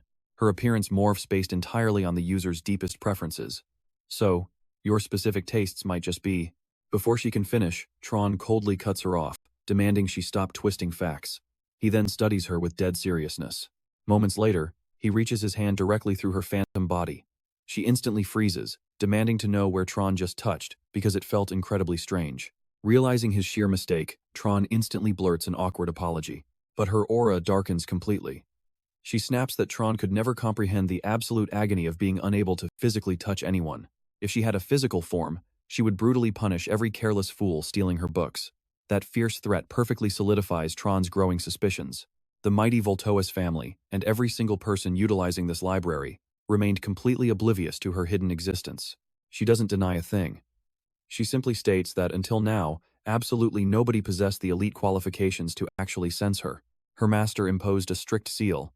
Only those whose type completeness shatters a specific threshold can truly perceive her. Don't you find it romantic? A phantom only you can witness. But Tron is utterly baffled. What in the world does she mean by type? What exactly is that mysterious term supposed to mean? She calmly explains it's ancient wizard slang for a person's raw bloodline. The instant that word drops, Tron's gaze sharpens. He aggressively presses her, then what exactly is his hidden bloodline? She almost tells him to ask his parents, but Tron coldly interrupts. He has been a lone orphan for a very long time. She suggestively licks her lips. "If you surrender your body for a quick examination, I can definitely figure it out for you." That chilling offer horrifies Tron so deeply, he scrambles back 2 full paces. His sheer panic only makes her flash an eerie, sinister grin. In a flash, she plunges her hand straight into Tron's chest. Digging through his soul, she whispers terrifying, ancient incantations under her breath. After an agonizing silence, she finally whispers that she senses several fragmented, chaotic traces, but the dominating core belongs to the relentless pursuer and hunter. It is the legendary mark of the terrifying Zahar family. Suddenly, she detects a secondary pulse. His blood is actually mixed. Tron freezes entirely. What does she possibly mean by mixed? She explains Tron descends from 2 clashing lineages. However, this secondary bloodline is heavily locked away. Even her divine senses cannot decode it right now. She tells Tron, suppressed powers are common in mixed genetic combinations. Once Tron grows strong enough, the seal will naturally shatter. Her revelation forces Tron to remember his mother. Her flawless elegance proved she was no commoner. She was undoubtedly a hidden descendant of some fallen, collateral noble branch, but lurking in her shadows, a bloodline too utterly diluted to spark night magic power. After processing everything, Taran offered his deepest gratitude, but she just smirked. "If you really want to thank me, stay another month." Knowing her true identity, Taran stopped reading in dead silence. Instead, he constantly bombarded her with questions about the ancient texts. Far from annoyed, she patiently broke down every complex theory, explaining the profound mysteries to him piece by piece. During these sessions, Taran realized her boundless knowledge vastly exceeded every single bookshelf in this massive place. For over 1,000 years, The wisdom of every plundered book brought into this library had been permanently etched into her very soul. To Tron, this wisdom was absolute gold. She made him realize that terrifying diseases spawned from microorganisms, and rot was simply bacterial consumption. He slowly mastered fundamental laws of reality, unlocking the hidden secrets behind the refraction of light, the immense heat generated by friction, and the intricate biological processes of devastating injuries and miraculous healing. Armed with this truth, Tron tested the concept of decay. He lightly grazed an apple with his fingertip, and instantly, the fruit withered and rotted away into dust. That terrifying sight made Tron's skin crawl, not because he lacked the power, but because the truth hit him. Grasping the core principles meant his magic consumption could drop to almost nothing. From that exact second, the world Tron perceived shifted into something completely different. This absolute clarity permanently amplified his wizardry. It also fully explained why elite noble families ruthlessly monopolized all ancient knowledge. If every mage grasped this, those nobles would lose their absolute dominance. Tron's harsh truth sparked a realization, making the librarians softly murmur. No wonder humanity's magical understanding has only deteriorated as the centuries pass by. Finally, Tron announced his departure. The master of this grand city had been blatantly dropping hints that his welcome had officially expired. She instantly threw a massive tantrum, sobbing and fiercely demanding that Tron take her along. Watching her crying on the floor, Tron questioned, "Can you even leave this place?" She admitted she was bound here, but desperately wanted Tron to stay. If Tron just stayed forever, she promised to protect him entirely. Tron firmly rejected the offer, causing her to angrily float away to pout. Eventually, she reminded Tron about the countless divine ruins scattered across this land, urging him to explore them whenever he had the chance. Perhaps fate would lead him to an ancient spirit who possessed even greater knowledge than hers. Tron pushed the massive library doors open, glancing back to promise his inevitable return. Refusing to even look at him, she tossed out one final line. "Come back if you want, or just stay away forever." Tron confidently smiled and told her not to worry. He still had countless legendary books left unread in her care. With those parting words, Tron finally left the colossal city behind. Based on the library's ancient map, the Zahar family territory dominated the Emerald Desert, right east of Orem. That lethal wasteland was Tron's next destination. There, he intended to uncover vital clues regarding his missing parents. Yet he felt no panic. If those traces were meant to vanish, they would have completely eroded away over the past 18 long years. And if those secrets survived this long, a slight delay in his arrival would not bury them now. He lost track of time wandering the wastes, until a sudden noise shattered the silence. The desperate, piercing neigh of a terrified horse. Pushing through the tall brush, he spotted a fiercely loyal steed, stubbornly holding its ground to protect a fallen human behind it. Blocking the animal stood two incredibly sinister figures, boasting sickly purple skin and bone-white hair. One of them sneered mockingly. "Damn it, a mere beast actually has this much terrifying fighting spirit? Looks like we need to force our way in first." Spreading his 5 fingers wide, a vile purple magic violently exploded from his palm. That chilling, deathly magic instantly forced the surrounding corpses to unnaturally twitch and rise. The second Tron witnessed this foul display. It clicked. These monsters were dark elves, openly wielding the forbidden necromancy he read about in the ancient texts. For a split second, Tron genuinely hesitated over whether to intervene.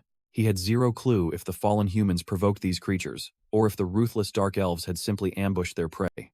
But his hesitation vanished in the next horrific second. One dark elf casually snatched up a severed human arm, ruthlessly biting into the raw flesh. The female dark elf beside him licked her lips, greedily demanding, "Whose hand is that? I want a piece too." The male callously refused, snapping that she already ate her share. Tron's blood ran ice cold. These absolute monsters were eating people. He instantly triggered his invisibility magic, while the female dark elf bitterly complained that human males were far too hairy. A brutal stone projectile instantly obliterated the head of the male dark elf, right in the middle of his gruesome meal. Vile purple blood splattered wildly across the female's stunned face. In that exact second, the summoned undead monstrosities immediately melted into disgusting pools of black sludge. Snapping out of her shock, she relentlessly summoned those necromancy-controlled beasts all over again. Another lethal stone rocketed through the air, but a monstrous, goat-like undead beast violently deflected it with its massive horns. Screaming in pure rage, the female dark elf commanded her rotting beast army to mercilessly charge the origin of the attack. The massive bull beast shatters the forest, striking nothing. She realizes it instantly. Tron is hiding. Blazing fury consumes her, and she triggers her dark necromancy once more. A spectral fox beast emerges, tracking its prey through pure demonic scent. The shadow fox instantly locks onto Tron's concealed position. The dark elf shrieks, "There you are, you filthy little demon. Without missing a beat, she commands her undead monstrosities to ruthlessly pounce on Tron. Tron throws his hands wide. Overwhelming fiery mana violently surges into his palms. In a flash, devastating hellfire blasts forward. But the inferno only incinerates the fox. The berserk bull beast easily tears through the blazing flames, charging at Tron. Tron barely manages a desperate dive to the side. These undead monsters possess terrifying power, far beyond his wildest calculations. Thank the heavens he instantly assassinated one dark elf earlier.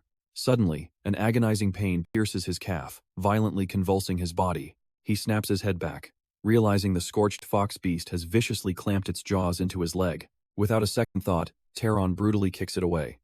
But the massive bull monster he just dodged charges him again. With absolutely zero time to dodge, Tron takes a devastating head-on collision. The overwhelming impact forces him to violently cough up blood. As he lies there gasping for air, the demonic beasts completely surround him. The female dark elf erupts into arrogant, mocking laughter. "Serves you right, trash. You dared slaughter my kin. I will make you beg for your miserable life and pray for death." But right before she finishes her threat, the loyal horse defending its master delivers a bone-shattering kick to her torso. Crushed beneath the horse's fierce, relentless stomps, the female dark elf violently staggers and pathetically screams out for backup. The two demonic beasts, moments away from executing Tron, immediately pivot and unleash their savage fury upon the brave horse. Driven into a humiliated, raging frenzy, the dark elf viciously screams she will tear the majestic beast to bloody pieces. But suddenly, boom, a high-speed stone violently pierces straight through her skull. Her lifeless body, no longer commanded by a brain, instantly collapses onto the blood-stained ground. With her dark necromancy shattered, the monstrous beasts instantly melt into a foul pool of sludge. Tron's abdomen fiercely cramps in agony. He breathes in harsh, ragged gasps, barely able to keep himself propped up on one trembling knee. The loyal horse slowly approaches his side. Meeting its gentle gaze, Tron softly whispers his gratitude. Without this magnificent creature, he would absolutely be a lifeless corpse right now. As the dark night finally descends, the survivor protected by the loyal horse slowly regains consciousness. The very second he clearly registers the bloody battlefield, he lets out a terrified scream. Meanwhile, Tron, sitting quietly across the crackling campfire, does not even bat a single eyelid. Only after his racing heart calms down does he hesitate and nervously ask Tron, "Who are you? Why are you here?" Tron pierces him with a calm gaze and explains, "I am the one who pulled you from those dark elves." Right then, the noble steed trots over, gently nudging him. The man's face instantly lights up with pure joy as he strokes its beautiful mane, affectionately calling it Tilly. Watching the majestic animal approach, Tron praises its bravery. "Your beast is incredibly clever. It ruthlessly protected its master, even dragging you to absolute safety." Following a brief exchange, Aziz, overflowing with immense gratitude, eagerly reveals his true origins. He belongs to the prestigious Burke family. In return, Tron finally reveals his own name.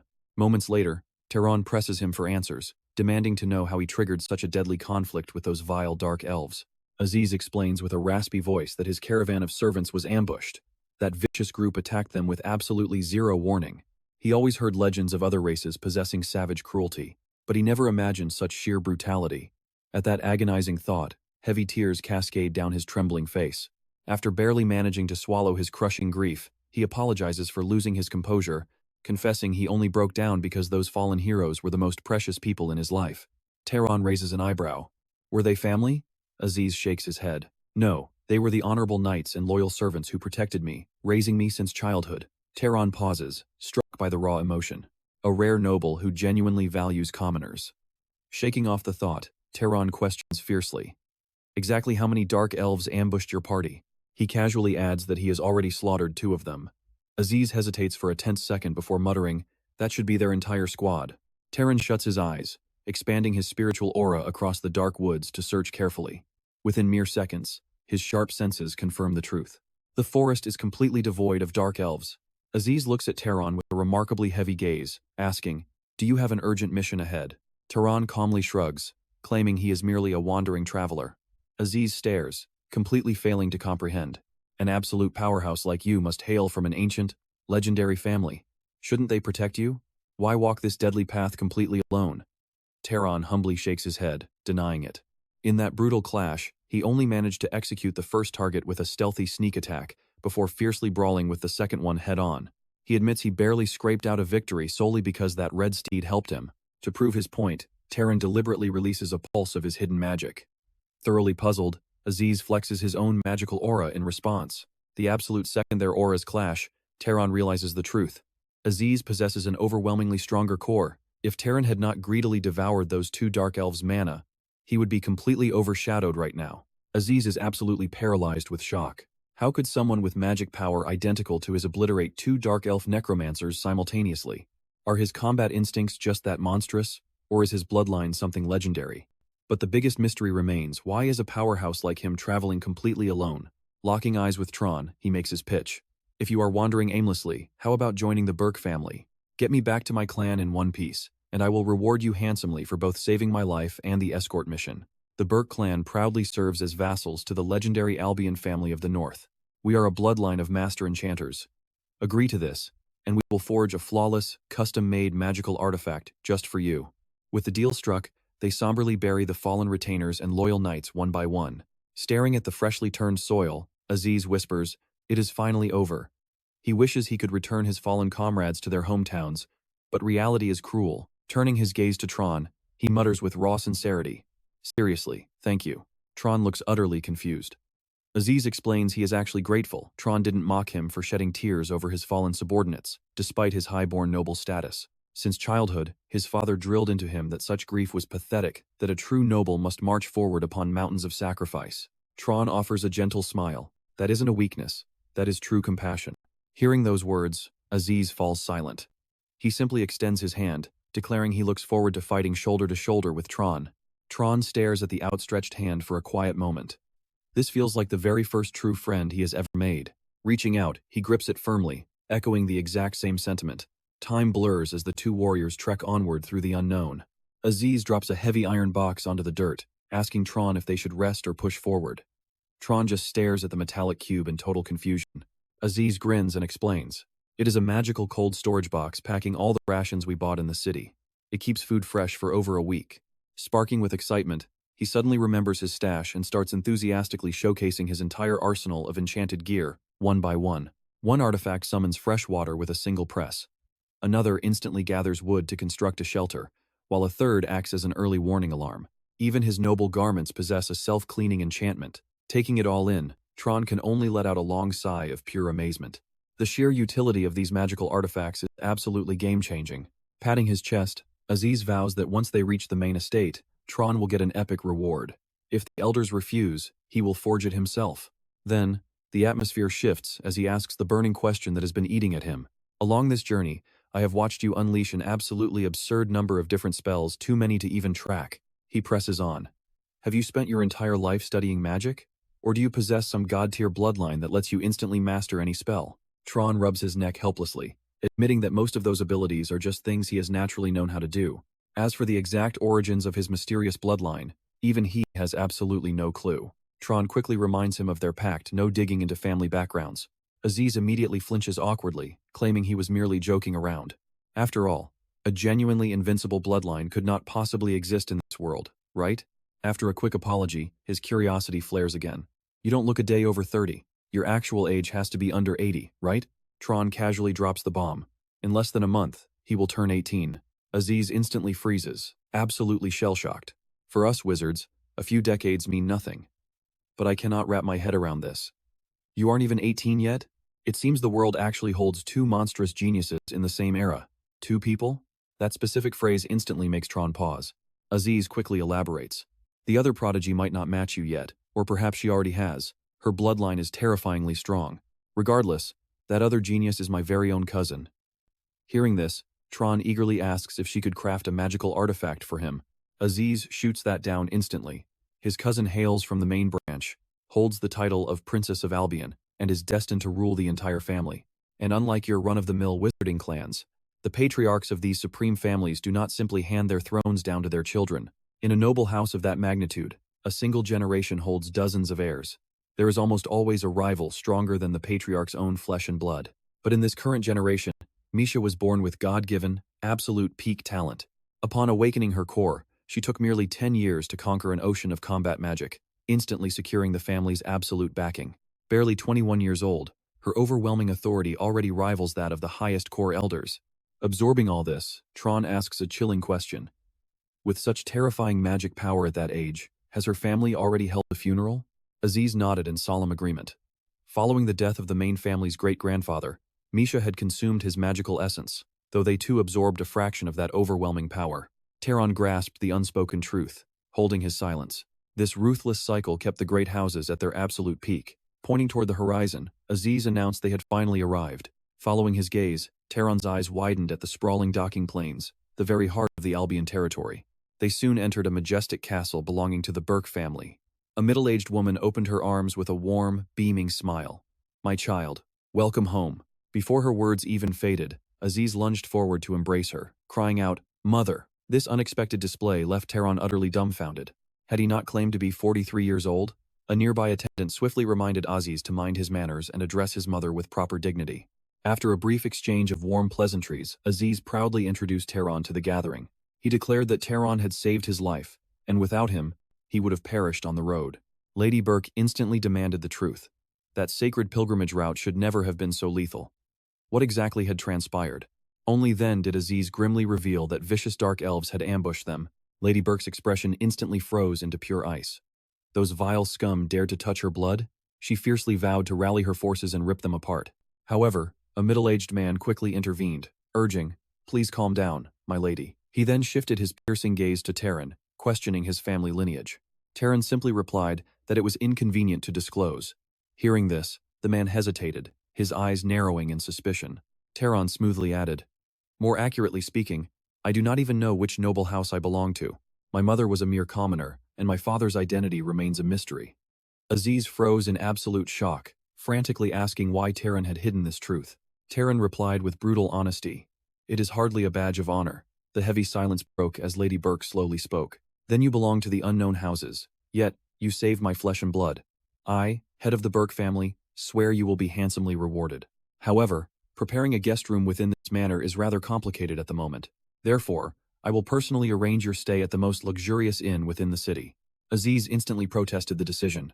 "Mother, should he not reside here in our own home?" Lady Burke sighed heavily. "Under normal circumstances, absolutely. But an immensely important guest is currently residing with us. We simply cannot harbor a stranger of unknown origins so close. I pray you understand." Just as Aziz opened his mouth to argue, a chilling voice echoed from the doorway. "Aunt, you need not worry about me. The man who bled to save Aziz is hardly going to turn around and assassinate me." Everyone whipped their heads toward the entrance. A raven-haired girl stood there, draped in midnight black, radiating an absolute freezing aura.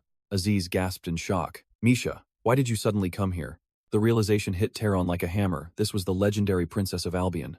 Yet, a dark, creeping sensation made his skin crawl. To his heightened senses, her life force felt exactly like a walking corpse. Lady Burke grimly explained that Misha had narrowly escaped an assassination by Zahar's vermin, forcing her into hiding here. Aziz stood paralyzed in disbelief. The main estate possessed impenetrable security. How could assassins possibly strike her there? Could it be? Before Aziz could finish his thought, Misha coldly confirmed his fear. "There is undoubtedly a traitor inside. More than just a few rats in the main house are harboring deadly, ulterior motives.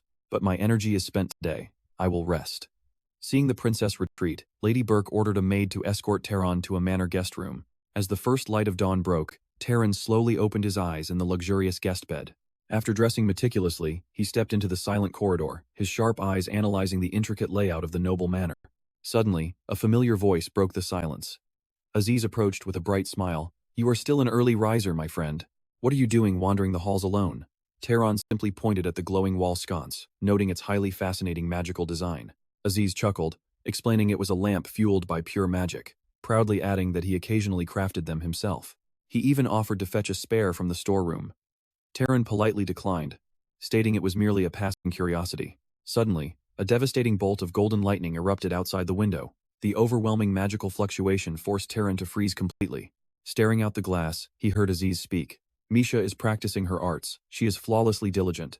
Tron asked in awe, "Is this the legendary Albion bloodline magic?" Aziz nodded proudly. "Indeed, this is the sovereign storm bloodline." A rare flicker of deep envy ignited within Tron's chest. Such terrifying talent felt like the literal blood of a god. He shuddered to imagine the unfathomable power wielded by the true head of the Albion family. Smirking, Aziz asked if Tron wanted a closer look. Truthfully, the burning curiosity was eating Tron alive. Yet, for a nameless wanderer of unknown origins, approaching such sacred training felt incredibly out of line. Aziz, however, dismissed the rules entirely. What does it matter? You are no assassin. My word guarantees your life. Besides, what I am truly dying to know is, who holds the ultimate power? You or Misha? The truth finally hits Tron. Aziz's real goal in dragging him here is to pit him directly against Misha. A suspiciously wicked grin spreads across Aziz's face. He has kept this petty grudge bottled up for years. He desperately wants to witness the glorious moment Misha finally tastes absolute defeat. A heartbeat later, Aziz shouts out to Misha, standing just up ahead. Spotting their approach, Misha tilts her head. Aziz, who is this guy beside you? Stepping forward, Tron gives a quick, humble introduction. Misha's gaze narrows sharply. Then why exactly are you two bothering me right now? Scratching the back of his head awkwardly, Aziz chuckles. Misha, you were practicing your magic, right? We just wanted to join the fun. Besides, did we not train together in the past? Aziz's words spark a sudden, sharp memory for Misha. Oh, right. Back in training, I mastered a spell in 2 tries. You spent an entire week struggling, then ran off crying like a baby. Before she can even finish, Aziz shoots a desperate glare at Tron, completely betrayed that even he is chuckling at the embarrassing story. Sighing in pure defeat, Aziz shifts the focus. Anyway, out of everyone I have ever met, Tron's talent is absolutely unmatched. Why do you two not duel and prove it? At the mere mention of a battle, Misha falls dead silent, locking eyes with Tron. Suddenly, a blinding golden aura explodes around her form, while a piercing, deep blue light flares violently within her eyes. Tron snaps his head upward. High above, crackling golden thunder begins to tear violently through the pitch-black clouds. The roaring sky resonates perfectly with Misha's surging aura. It is as if the heavens themselves bend to her absolute command. Sensing this overwhelming pressure, Tron's face twists in pure shock. His pupils shrink down to pinpricks, just as the storm clouds instantly vanish. It is as if that apocalyptic threat was nothing but an illusion.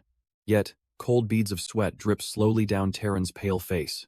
His entire body trembles, completely soaked in cold sweat from the terrifying, crushing weight of her raw aura. Misha stares down at Tron with chilling indifference. A duel is pointless. You could never even dream of matching me anyway.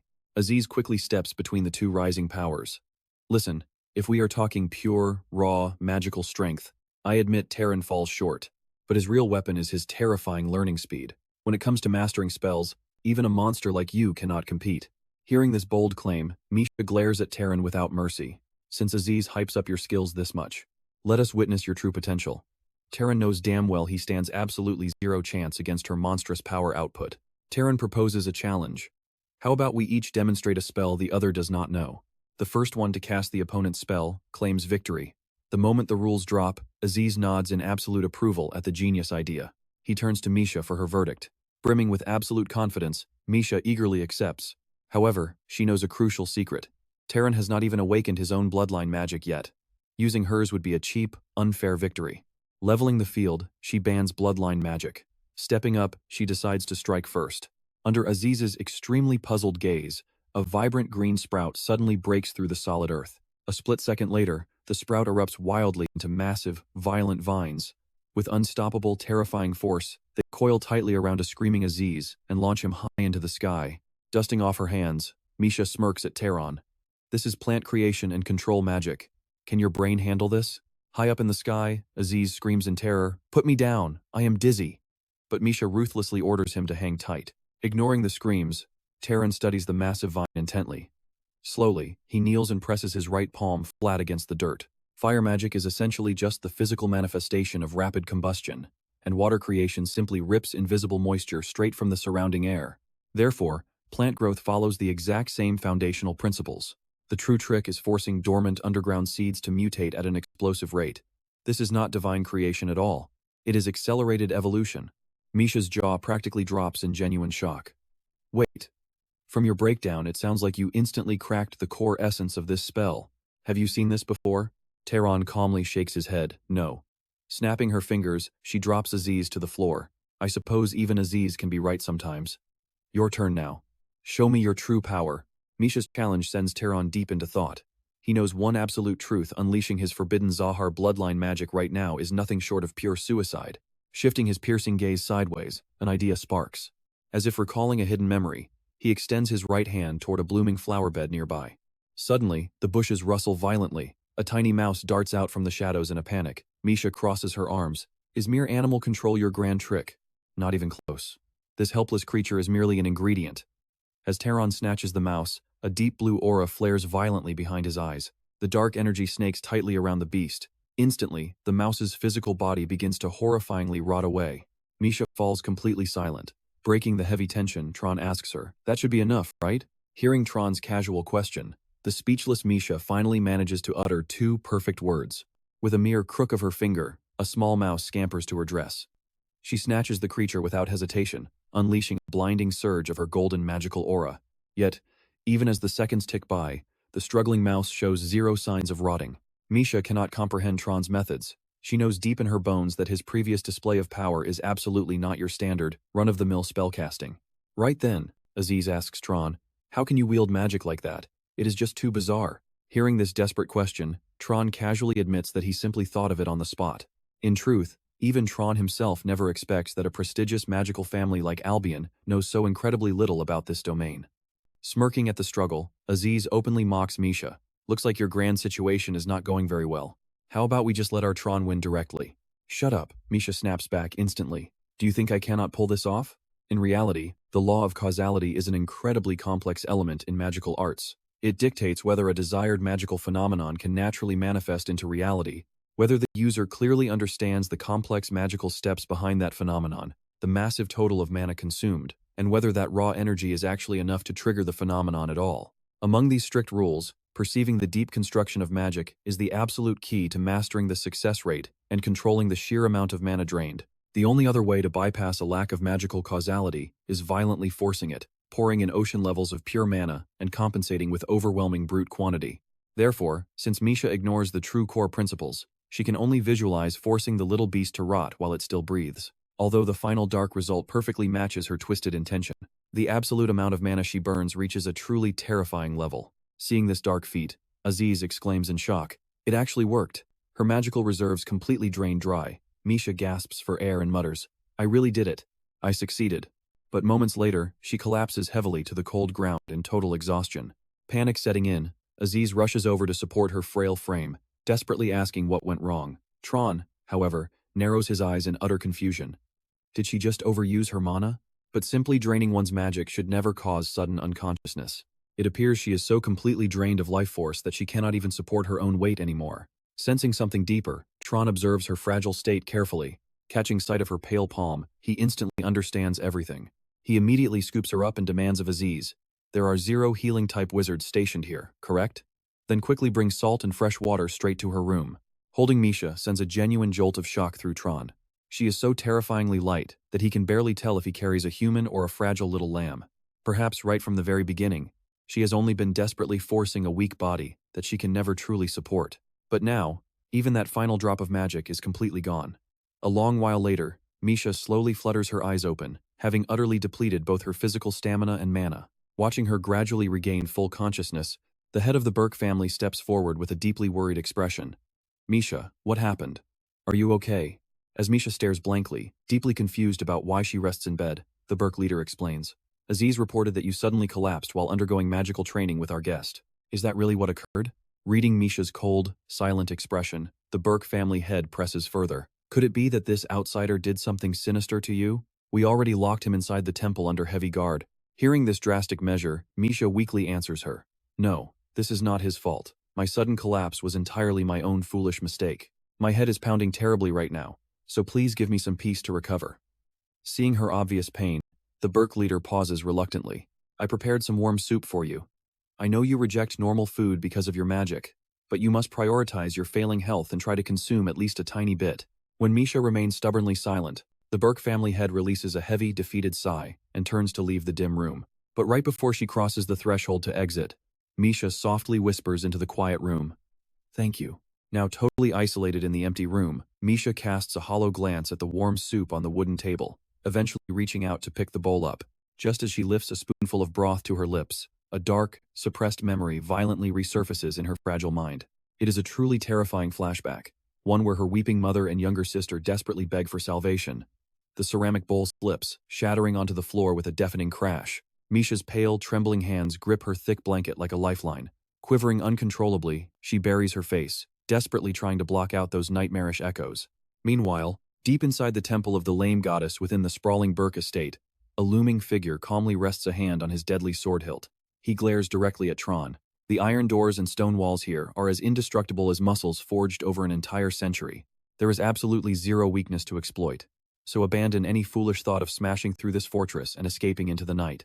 The imposing speaker is none other than Burke. Faced with this intense warning, Taran simply nods, clarifying he has zero intention of running away. Yet, Liam stubbornly repeats that the prison walls are practically indestructible. Liam's deadpan seriousness leaves Taran completely speechless, unsure how to respond to such intensity. Suddenly, Liam draws his blade and slices through the air. Taran asks what on earth he is doing, to which Liam bluntly replies that he is training. Without another word, Liam continues his fierce routine. A lightning-fast thrust is followed by a devastating slash. His deadly movements carry absolutely zero wasted motion. Every single step flows flawlessly into the next lethal strike. So this is what a masterfully trained body looks like, Taran thinks in awe. Catching his amazed stare, Liam locks eyes and demands, "What exactly did you see in my form just now?" Startled, Taran admits he merely thought the swordplay looked incredibly impressive. A spark of understanding flashes in Liam's eyes. Never halting his relentless swings, the knight finally speaks up. Honestly, most nobles treat weapon skills as pathetic trash. Blasting enemies from afar with magic is simply easier. But that arrogant mindset stems from their weak, pitiful bodies. Their fragile wills completely fail to command their own flesh. This leaves them relying solely on their magical spells. Taran calmly considers this before replying. Unless a bloodline naturally grants monstrous physical strength, specializing in magic remains drastically more efficient. However, once they face the true horrors of the battlefield, they learn that some close-quarters clashes are absolutely unavoidable. Intrigued by this wisdom, Liam abruptly tosses his blade toward Taran, ordering him to take it. Shocked, Taran asks, "Aren't I confined here as a dangerous suspect? Are you seriously just handing a live weapon to a potential enemy like this?" Liam coldly brushes off the concern. "To you, that is merely a heavy iron rod. A true sword is forged by the user's physique. With your fragile frame, you could never scratch me." Hearing this bold challenge, Taran stops hesitating and firmly grips the heavy iron weapon.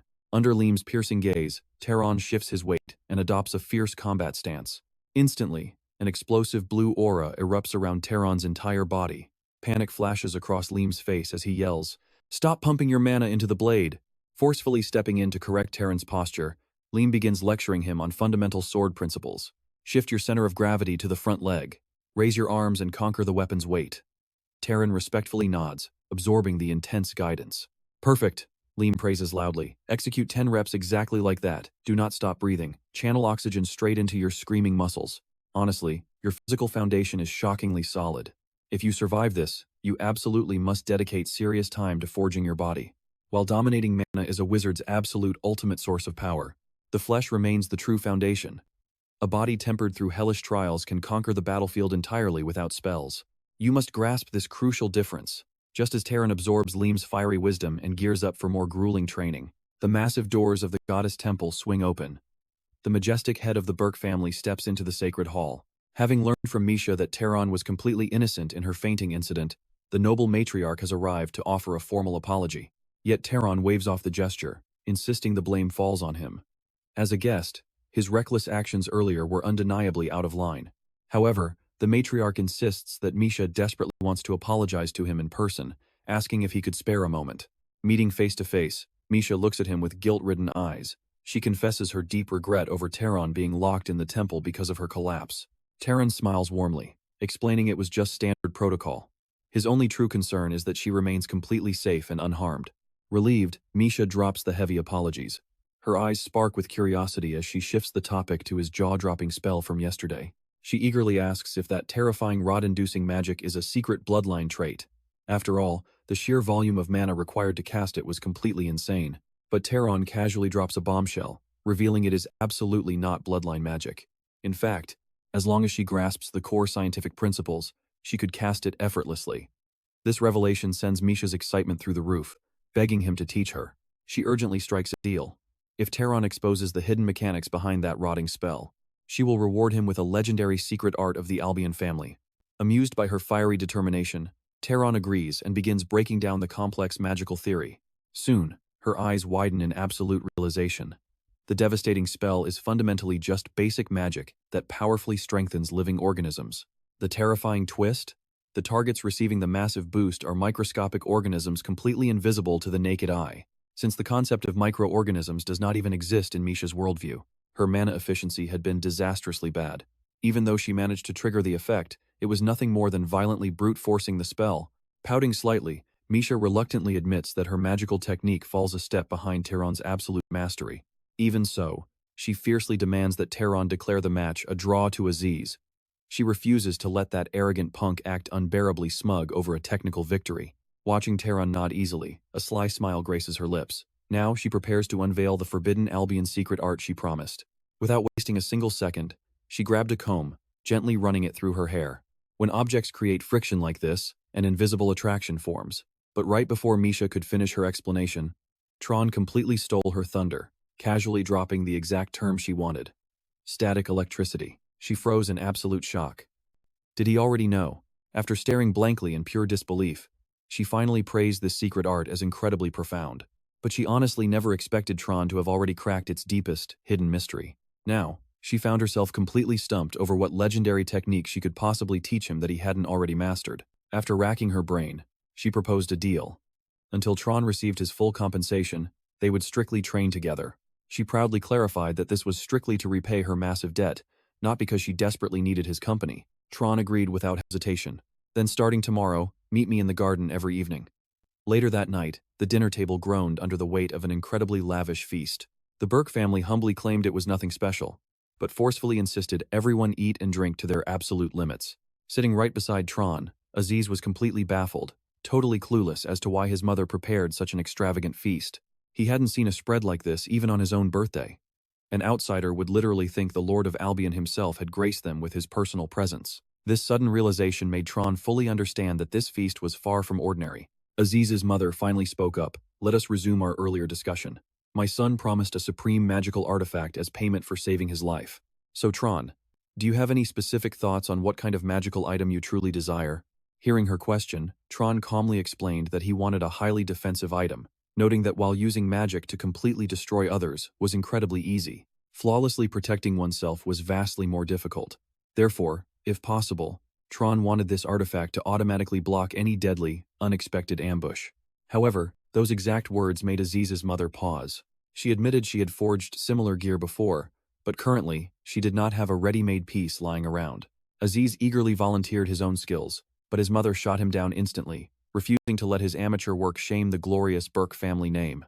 Just then, another wizard nearby caught the conversation and confidently raised his hand to give it a try, mentioning he had recently finished a main house commission and currently had plenty of spare time.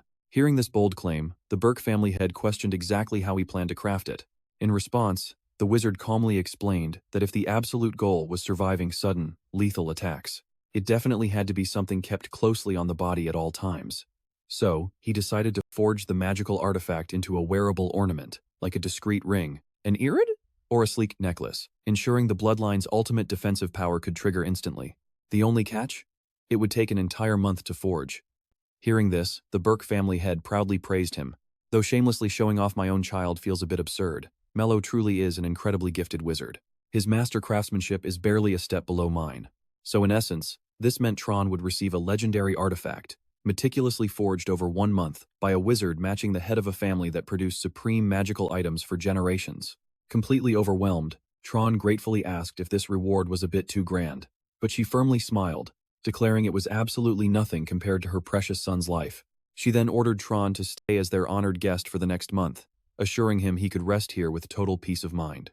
Aziz enthusiastically nudged him, chuckling, "It seriously seems like my mother likes you a lot. Right before bed last night, she talked with me for ages, and practically all of it was just about you.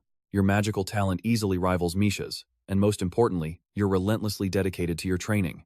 Mother totally wants to recruit you into our family. After this, she will definitely shower you with endless favors, make you completely owe her, and finally introduce you to a gorgeous young lady." That is exactly how she traps talented people. Honestly, quite a few elite wizards joined the Burke family using exactly that sweet honey trap. Aziz's blunt warning made Tron feel that this entire situation would be incredibly troublesome, but Aziz just waved his hand, telling Tron to relax. After all, this supreme magical item is simply a tiny gift meant to win your favor. Even if you accept it, nobody will force you into a shotgun marriage. My mother definitely isn't that utterly tasteless. He then asked how Tron planned to spend his afternoon. Tron simply replied that he had already promised to spar with Lady Misha later that evening. The exact second Aziz heard the word evening, he excitedly threw a heavy arm around Tron's shoulders. He laughed, declaring that left plenty of daylight burning today. He immediately ordered Tron to follow him on a wild city patrol. Zavalin might not be the grand royal capital, but this city still held countless thrilling entertainments. Tron tried explaining his own plans, insisting that on a peaceful day like this, he just wanted to hide in a corner and endlessly practice magic. But Aziz ruthlessly grabbed Tron's collar and dragged him away. Life is too short, friend. You got to enjoy the chaos while you can. Shortly after, the duo arrived right before a dazzling casino. Seeing Tron completely unimpressed by the sights, Aziz eagerly starts pitching one location after another, desperate to grab his attention. But right in the middle of Aziz's enthusiastic rambling, Tron's sharp gaze catches something unexpected. A single illustrated poster is plastered on the wall. What instantly pulls Tron's absolute focus to this long parchment is the unmistakable face drawn right in the center. The figure looks exactly like Cain. However, the intense expression feels completely different. Later, the duo arrives at a bustling theater showcasing a live stage play. The dramatic tale unfolds in a cursed wasteland, known to the legendary warriors of Albion as the Demon Desert. The story features a heroic knight named Cain. After surviving an unimaginably brutal, blood-soaked battle, he repels every invading enemy with godlike power. Hearing this epic tale, Aziz claps his hands with pure joy. Aziz eagerly asks Tron for his thoughts. In response, Tron praises the epic performance as truly magnificent. It seems Cain's humility is truly unmatched. He once claimed he was just an ordinary knight. This realization makes Tron's blood pump with excitement to meet him again. When their paths finally cross again, he will definitely ask if this legendary tale is true. Early the next morning, Tron opens his eyes, staring silently at the startling scene before him. Liam is already there, watching him with an unshakable, piercing gaze. He squats rigidly right beside Tron's bed. "Did you sleep well?" As Tron looks totally puzzled, about to question his sudden appearance, Liam drops a bomb. He reveals that he noticed Tron's highly promising physique yesterday. Therefore, he wants Tron to train with him immediately. A true warrior's body never grows stronger by simply lying in bed. The only path to power is brutal tempering. Knowing this harsh training will benefit him far more than slacking off, Tron does not refuse. Suddenly, Aziz bursts through the door. He excitedly announces a spectacular performance happening today, but his words instantly die as he locks eyes with his uncle's terrifying gaze. Liam coldly declares, "We are just about to go train. You must exercise that fragile body of yours too. Care to join us?" Terrified, Aziz hastily stammers out a refusal. Claiming he just returned from an exhausting trip and has not recovered, Aziz turns and flees the room in absolute panic. This dramatic escape leaves Tron extremely puzzled about his sudden terror. However, once Tron finally experiences Liam's hellish training, he completely understands the reason behind Aziz's sheer panic. Looking down at Tron's violently trembling muscles, Liam speaks. "Can you not hear your own body crying out for mercy? If you cannot endure this trivial pain, your very will shall be enslaved by physical weakness. Keep going. This is the last one." By the time he finishes that so-called final rep, Tron crashes to the dirt, completely drained of all energy. Liam asks if Tron is tired, and the boy admits his total exhaustion. A sinister smirk curls onto Liam's face. "Be immensely grateful you are a wizard, making this basic training barely sufficient." Tron is baffled. Would it actually be different if he wasn't a mage? It turns out, no matter how relentlessly ordinary humans train their physical vessels, time inevitably weakens them, requiring constant, grueling tempering just to maintain peak form. But wizards are an entirely different breed. Flowing mana permanently keeps their physical vessels in optimal condition. Any absolute strength gained through training will never erode over time. You should be fully recovered by now, shouldn't you? Tron nervously tries to argue that his stamina is completely gone, but Liam coldly shuts him down. "The body never lies. I know your energy has returned. Now, learn to wield weapons in lethal combat." Tron screams as his muscles tear endlessly. Still, his days living with the prestigious Burke family remain incredibly fulfilling. Every brutal morning, he pushes his physical limits and weapon mastery under Liam's strict command. By evening, after returning to the grand estate, he relentlessly practices explosive magical techniques alongside Misha. In a flash, 3 intense weeks vanish. A fierce lightning bolt strikes barely outside the target's center, forcing a heavy sigh from Tron. "Missed again?" Seeing this, Misha notes, "You are struggling much more than expected." Tron helplessly replies that he isn't native to Albion. Misha desperately wants to help him grow, but completely lacks any teaching methods. For a genius like her, lethal lightning simply strikes the instant she unleashes it. Suddenly, an unfamiliar voice calls out Misha's name. The mysterious figure steps out of the shadows. Glaring coldly at Tron, the imposing newcomer immediately questions his true identity. Misha fiercely shields Tron, glaring back at the man. That is none of your business. Why dare show your face here? Did I not explicitly warn the main house?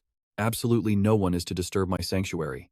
Undeterred, the messenger reveals the family head is urgently summoning her. Bloodthirsty dark elves have already begun a massive rampage across the southern territories. They have violently conquered 3 major cities, and are now mobilizing a terrifying expeditionary army. Hearing this, Terran's expression instantly turns deadly serious.